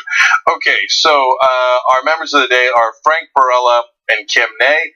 And in the members-only post-game for you guys, we do have a number of stories, including one that is about to be relevant for the Mandalay Bay story that we're going to give you guys, tytnetwork.com/join. And remember, it's Martin Luther King Day, and we are having a 30% off on all these great shirts, including MLK quotes. And I love those shirts. All right, what's next? Journalists have been fighting to unseal documents related to the investigation of the mass shooting that took place in Las Vegas. And luckily, they were able to unseal some of those documents. And we have found some new information regarding the shooter's longtime girlfriend and also some communications he had, although it's unclear who he was communicating with specifically. Now, Mary Lou Danley was in the Philippines at the time of the shooting. If you could recall, the shooting unfortunately ended the lives of 58 people. The shooter then killed himself. Now, when it comes to Mary Lou Danley, she was in the Philippines, but there was some social media activity that took place immediately after the shooting that is suspicious, right? Now, she has not been charged with anything. She's not even a suspect, according to the FBI. But here's the information we know based on these unsealed documents. She made changes to her Facebook account's privacy and personal settings at 12:30 a.m., about 2.5 hours after the first volley of bullets rained down on people attending a music festival on the Las Vegas Strip. Now, at 2:46 a.m., her account was deleted entirely, but it wasn't until nearly an hour after that, 3:30 a.m., that police had released Paddock's name to the public. So before the name went public, she had already completely deleted her Facebook account. It appeared that she was trying to conceal the fact that she was in a relationship with him. Obviously, her social media account made that very apparent. Yeah, so there's things we know and things we don't know. And I can't stand it when people are not logical. So, did she know that Paddock might have been the shooter? Absolutely. Because his name is not released till 3:30 a.m. She's deleting things left and right at 12:30 a.m., 3 hours before that. No one else knows it's Stephen Paddock at that point. She then obliterates her accounts at 2:46 a.m., 45 minutes before the killer's name is ever released. Now, does that mean she knew for a fact that it was him? No, but she obviously suspected heavily that it was him, enough to nuke her accounts. Does she know exactly what he was going to do? No, not necessarily. And police have not arrested her yet. So, and they have questioned her several times. So, by the way, I think that's the right way to handle it. If I'm the cops, I question her several times. Right. And so, look, I'm not investigating this. I don't know all the facts. We just know what recently got released. But yeah, it definitely does look suspicious, especially considering the fact that she's been telling authorities that she knew nothing about this at all. She had no idea. She clearly knew something. Exactly. But we don't know exactly what that is. Now, there were some exchanges between Paddock and another email account, although it's unclear who the other email account belongs to. So exchanges that took place 3 months before the shooting. So there was an email account at centralpark1@live.com, sent an email to centralpark4804@gmail.com, which read, "Try an AR before you buy. We have a huge selection located in the Las Vegas area." Later that day, an email was received back from Central Park 4804 to Central Park 1 that read, "We have a wide variety of optics and ammunition to try." Lastly, Central Park 1 sent an email to Central Park 4804 that read, "For a thrill, try out Bumpfire ARs with a 100-round magazine." And he did.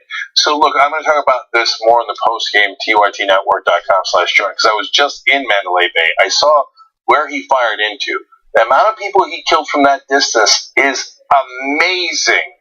And the amount of preparation he had was unreal. And he snuck 24 different guns into there. There is something very suspicious about this story. and we certainly have not begun to hear all the details yet. So hold for more, because this is a really weird story. All right, we gotta go. Bye-bye.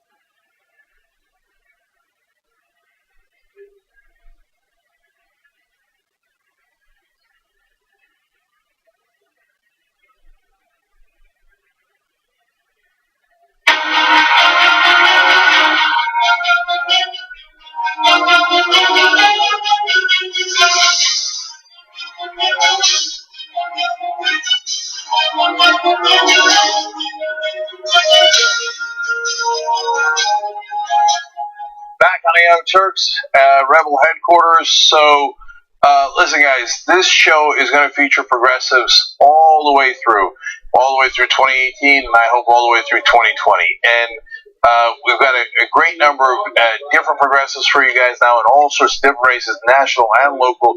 Some working on issues, some working on campaigns. A little bit later in the show, we're going to talk to Erica Andiola. She's one of the Dream 7. And raided Chuck Schumer's office to make sure that he fights for the DREAM Act. She's a real fighter here. She's now with Our Revolution, and I think 2018 is going to be amazing. I'm energized by the Chelsea Manning news today, and I think the establishment doesn't know what's coming and what's going to hit them. So, and by the way, if you guys want to suggest people that we should talk to, you've already done that. We've already taken your advice and had a lot of people on the show based on that. You can email at rebelhq@tytnetwork.com, okay? rebelhq@tytnetwork.com, and we will consider your suggestions and have some of those folks on this show. By the way, on just a quick fun note before we go to the interview, I forgot to tell you guys Dick Durbin's new nickname from Trump. That is not part of Rebel headquarters. We'll save that for no Trump talk here. We'll save that for the post game, and that's of course tytnetwork.com/join. All right, now having said that, let's go to our first interview. Brianna Westbrook is running for Trent Frank's old seat. I love that it's Trent Frank's old seat. He's one of the worst congressmen we had. He's a Republican from Arizona. And today it was big news that Chelsea Manning's running for senator in Maryland, and Brianna is good friends with Chelsea. So perfect timing. Brianna, welcome to Rebel headquarters. Glad to be here. All right, great. So Brianna, let me talk to you first about your race, and before we get to the Republicans, let's talk about who you are. Why did you decide to get involved in politics? What did you do before, and what made you enter this race in the first place? Well, what made me enter this race was just I got sick and tired of sitting on the sidelines and waiting for a hero for the people to really stand up and be a champion for the issues that we talk about every single election cycle that seem to be constantly repeating itself. And what I did is I originally got into this thinking I was going to face Trent Franks, and I thought that would be the biggest stage possible to make the most amount of change socially and economically to the entire nation with my candidacy. So I felt like I needed to get involved and do more. I've never been in politics. My background is not that of a stereotypical politician. I didn't go to Yale, Harvard. More or less, I grew up in the hard knocks. I grew up in severe poverty, made my way through multiple levels of social and economic classes, which makes me an authentic voice for the people. Yes. And then, what were you doing before the race? Because you're relatively young. I mean, you could have gotten a lot of different, and you're very young compared to me, but you could have gone in a lot of different directions career-wise. So what were you up to? Well, for the last almost 12 years, I've been in the automotive sales industry. I've worked at my current dealership for some time. The average turnover rate in my business is about 90 days. I've thrived for over a decade in two genders. I say that because I'm actually also transgender. I don't identify it openly often, but those who know me and have been following our candidacy do know that I am trans. Yeah, and so part of the reason I asked you that is because I'm curious. The other reason is because with a lot of the Just Democrats, you guys are real folks working real jobs. There's no millionaires and billionaires here. You're working a car dealership, and bless their hearts, by the way, what they cared about was how many cars you sold and not what gender you were. Exactly. So, and I think that they found you guys because you actually genuinely care, and you showed that you cared. What were the things you were working on politically while having that day job? The things that animated you? Well, the things that animated me were just LGBT rights. After transition, there's no rights to protect the transgender community here in Arizona, and we got the no promo homo laws here in our schools. So I've actively, since transition, been fighting for civil rights for the LGBT community, but I've never been on the forefront. I've never ran for office. This is the first time I've ever done it. Definitely not the last. This is what I'm going to be doing the rest of my life.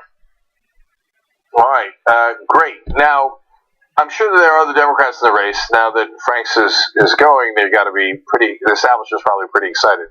So why vote for Brianna Westbrook rather than other Democrats in this race?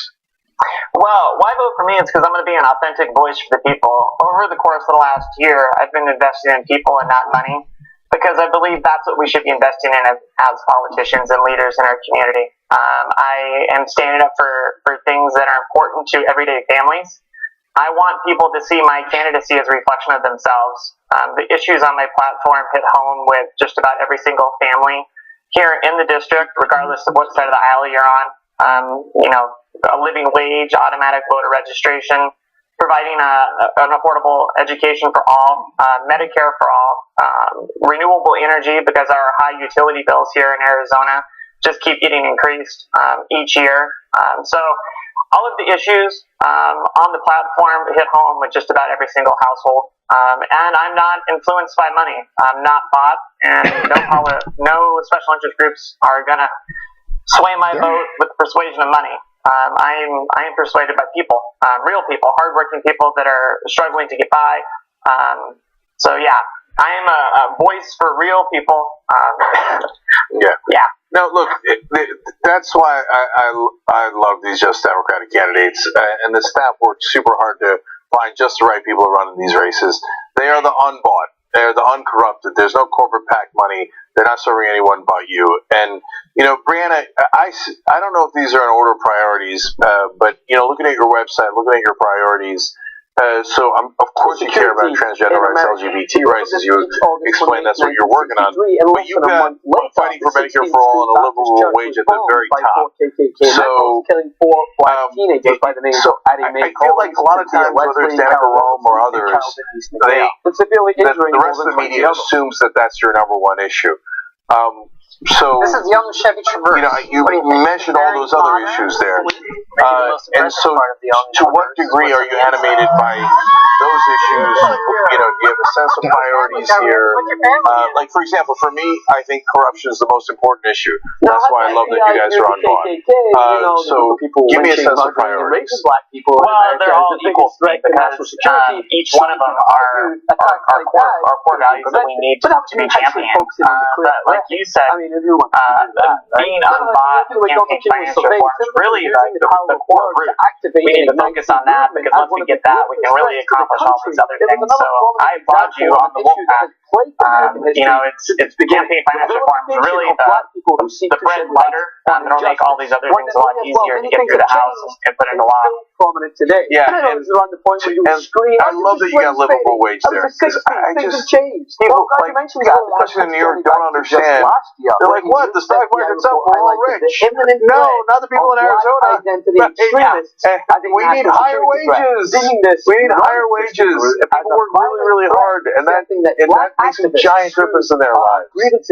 So now, Brianna, one other thing. Normally I wouldn't ask about this guy. I didn't even know you and Chelsea were friends, but she did announce today that she's going to run for Senate. So you know that Chelsea Manning was going to run for Senate? Have you guys communicated about it at all? I knew. She told me the same thing, so she did tell me that she was thinking about it. I knew it was in the hopper, I guess you would say. It didn't come as a surprise.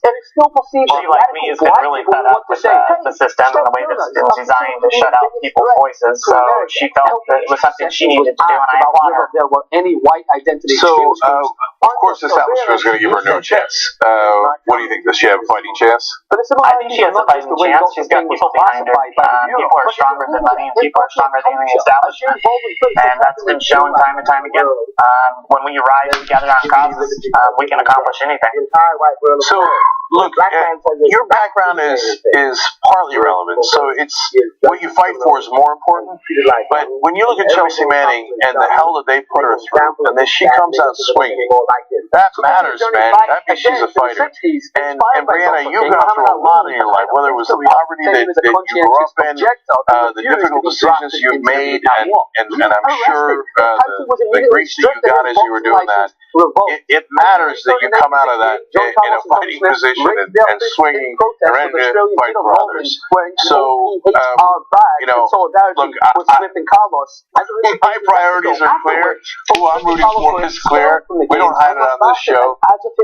So I want to give everybody the links to how they can help and donate and volunteer. They're right there. Look, time is always more important because knocking on doors and calling people and letting people know about these great candidates is the most important thing. But if you can't give time, then at least throw in small dollar donations to make a difference here. And how are you doing on your campaign in terms of volunteers and funding? Well, volunteers have been great. I haven't helped.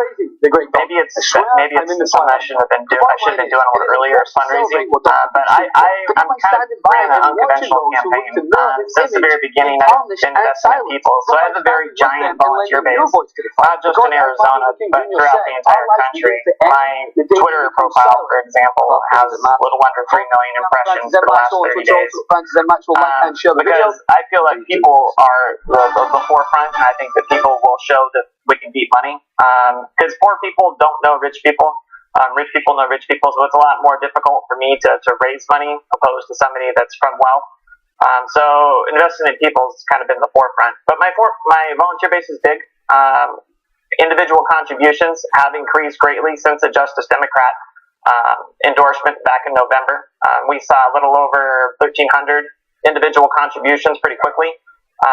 So I encourage everybody, if they could, though, to donate just a small dollar amount. No donation is too small because it all adds up in numbers. And look, at least Chelsea's got big name recognition.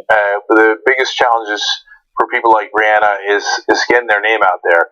And sometimes you do that by knocking on doors and making the calls, and that's why volunteers are so important. Sometimes you do that by raising money. So Brianna Westbrook, running in Arizona. All the links are down below in the description box on YouTube and in the comment section on Facebook. Thank you so much for joining us and for fighting the good fight. Thank you so much. All right, really appreciate it. Okay, now, when we come back, we're going to talk to Erica Andiola. She's one of the Dream 7.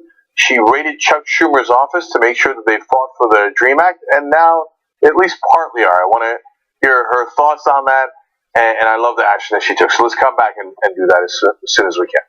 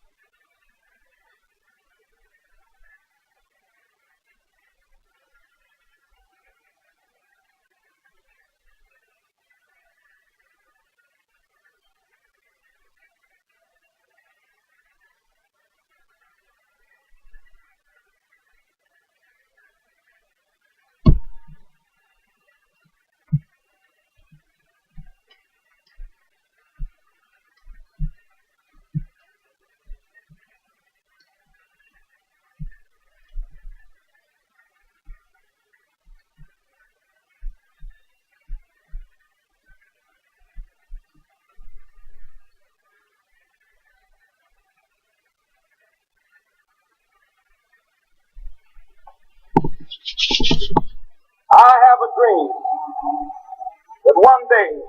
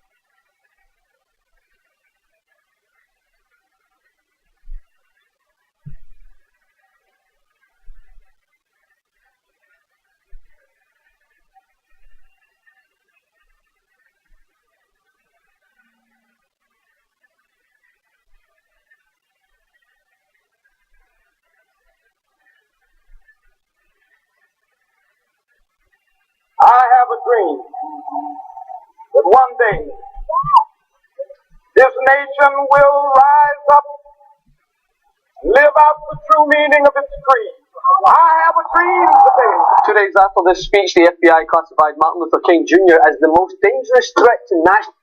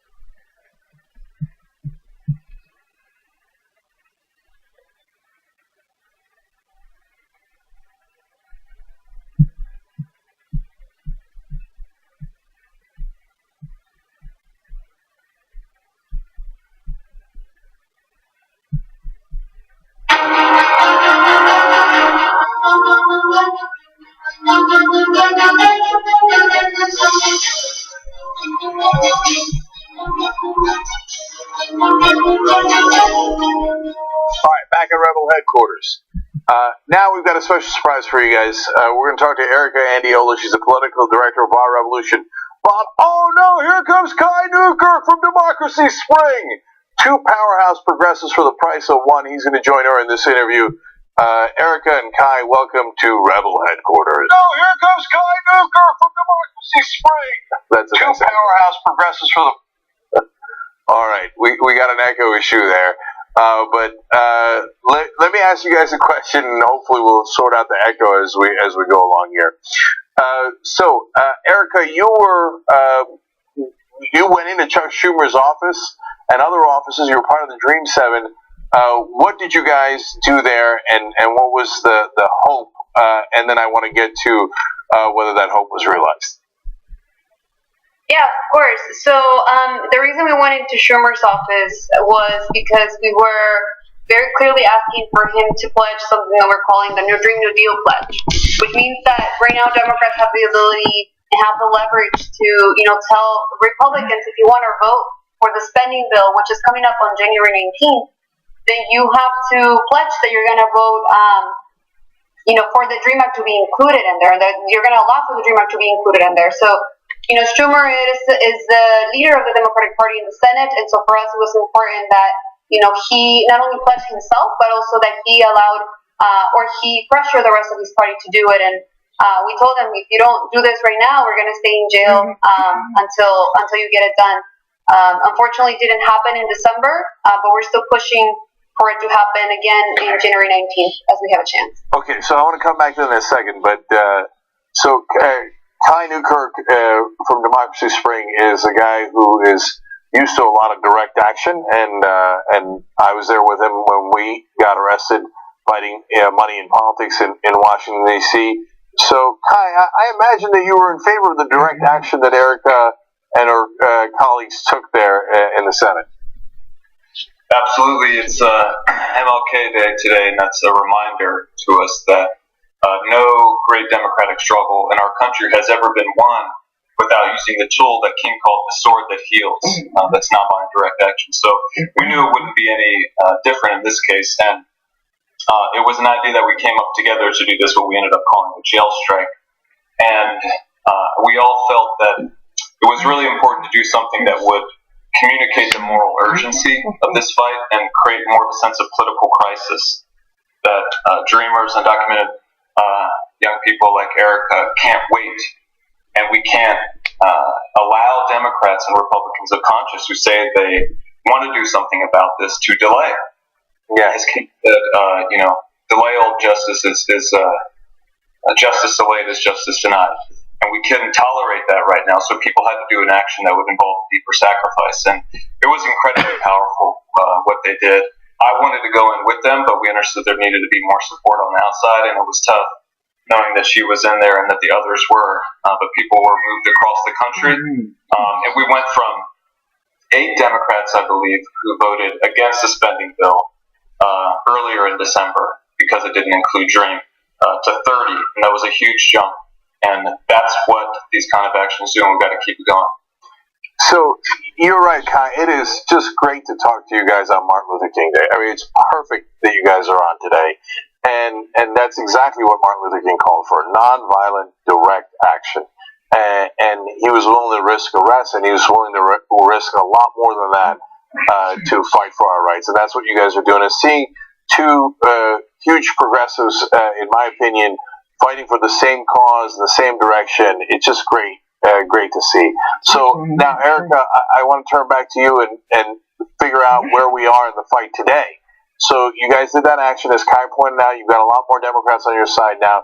In terms of the budget bill, where are the Democrats on the DREAM Act, and do you think that they're in the right place yet?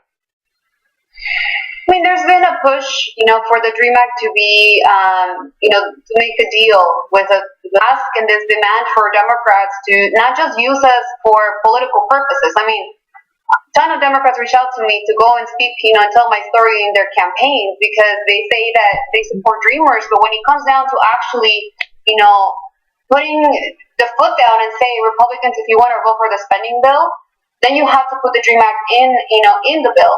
And if they don't do that, to me, that's really betraying us, and that's really, again, backstabbing us like they did in 2010 when 5 of them didn't vote for the DREAM Act. And so it's important that we continue the pressure on Democrats. Obviously, we're not letting Republicans off the hook. It was Trump who ended DACA. It was the GOP who continued to attack our communities, every time they get a chance for the majority of the party. But now is the chance for Democrats to be the ones that can really be there for us on a time that on a time of crisis for Dreamers. Yeah, look, it's a given that the Republicans are on the wrong side, at least for now. But when we have to keep pushing and pushing and pushing Democrats to actually be progressives, it is maddening.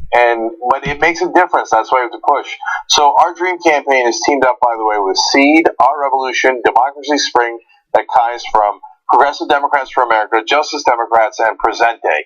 So that's a lot of different groups. One of those, the Justice Democrats, had a petition to call for not just DACA, but net neutrality and Social Security and Medicare protection to be part of the budget deal. And Erica, the logic there was, if you fight for 3 things, you have a much better chance of getting 1 to 2 of those. And that's one way to go. I think at a minimum, I always keep thinking it's at a minimum, Social Security and Medicare are sitting there at over 80%. Net neutrality is 60 to 70%. DREAM Act is 70%. So that's one way. The other thing is to ask for a clean bill. I mean, if we have 70% of Americans on our side and we can't plant our flag on that, what can we fight for? And it's really hard not to get frustrated with the Democratic Party. Oh, absolutely. Yeah, I mean, again, the fact is that, the majority of the American public supports the DREAM Act, and, people are surveyed over and over again, asked if they support DREAM, and there's more than 80% of the American public that says yes. They never ask if they would support it only if it comes with border security and only if it comes with, more enforcement. And so, it's going to continue to be our push and our ask. And, we can't I cannot gain a path to citizenship understanding that, my family, my mother, my brothers and sisters could get deported. It just can't happen. So if you guys don't know, Erica's also a dreamer. And so it's personal in a lot of different ways. By the way, it doesn't have to be personal. Kai's not a dreamer. He fights. I'm not a dreamer, and I fight. We should all fight for one another. I mean, today I ripped into Mia Love on the show because now that Trump has attacked Haitians, and she's Haitian American, she now realizes he's racist. But, Erica and Kai, where was she when Trump was calling Mexicans rapists and criminals, right? She was nowhere to be found, so I'm not giving her any credit for that. We all got to fight together. So, Kai, just a direct question on that. So what's the next steps here, both in terms of pushing Democrats and Republicans in the right direction for now, and what happens if they don't go in the right direction?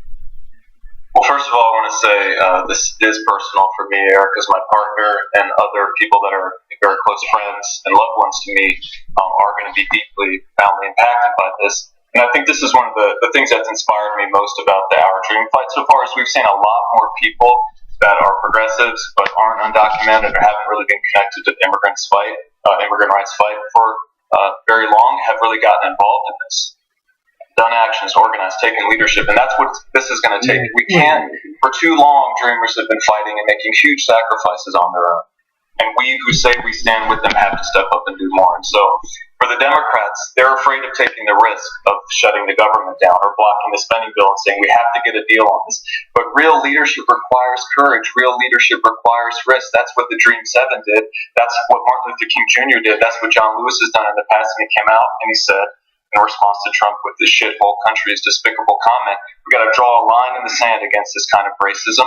And he's not going to vote to support any government funding unless there's a deal on DACA. That's what we need to get more Democrats to do. And we're organizing actions this week on the 17th and 18th, Wednesday and Thursday, through the Our Dream Coalition to challenge Democrats to do the right thing. And that's what we got to continue to do. We have a real chance. There was an article on CNN today that said the Dems are closer to being willing to take this step than they have at any time in the past. That's because of the leadership from the grassroots. That's where the leadership comes from, and then it gets there. You're right that we shouldn't have to fight so hard to get the Dems to do the right thing. We have to transform the party. We have to do the kind of work that Justice Dems, Our Revolution, and many others are trying to do. But we can't wait for the next election. We've got to force the ones that are in there now to do the right thing and shift them over to the real kind of leadership that our country needs. Okay, by the way, the links to all these organizations will be in the description box below. Please support them. If you're watching on YouTube and if you're watching on Facebook, it'll be in the comment section. So there's fightforourdream.org, and there's a link to the donation there. But we'll also put Democracy Springs link down below as well. All right, one last question for you, Erica, and it's a tough one, and I'm not sure where I come out on it. If they have a bill that protects streamers, which is great, but has a couple $1 billion for the wall, or what they call border security, and it passes their otherwise odious budget, and then they attack things that they call chain migration, which is simply family members supporting one another for citizenship, legal immigration, the thing that they pretended they were in favor of. Should Democrats vote yes or no on that? Well, what I can tell you is that I'm not going to support and I'm not going to push for something that is going to criminalize, that's going to push, like I said before, my community deeper into the shadows. That's just something that I can't, I can put in my conscience of doing that. And also, it could hurt my own family. The rest of my family, majority of them are still undocumented. And so I think right now, though, my biggest focus is not necessarily on asking that question. I'm not the one on the table making these negotiations. We are the people. We are the people right now who have the ability to push what we want. And so, politicians are going to be making deals. They're going to be the ones on the table. I think for us, it's important that right now, until we get this bill to go on the floor, we make sure that we push as hard as we can for what we want and for what the American people want, which is the DREAM Act, without having to deal with security, without having to deal with all these, terrible things that they're trying to add to the DREAM Act. So it's going to be a long. It's been a long fight. It's very complicated. But I think right now, like I said, we got to keep pushing, and we have a chance this week to get it done by Friday. Yes, we certainly do, and it would be a great accomplishment. And it shouldn't be too much to ask for, given that even a majority of Trump voters are in favor of the DREAM Act. I mean, and 70% of Americans are. It should be the bare minimum, and it definitely is not something we need to push either side on. But unfortunately, that is the case. And Erica Andiola and Kai Newkirk, as always, fighting a good fight on this. Thank you so much for joining us at Rebel Headquarters. Really appreciate it. Thank you so much. Thank you. All right, thank you guys. We got the post game coming up for members next. TYTnetwork.com/join. We'll see you over there.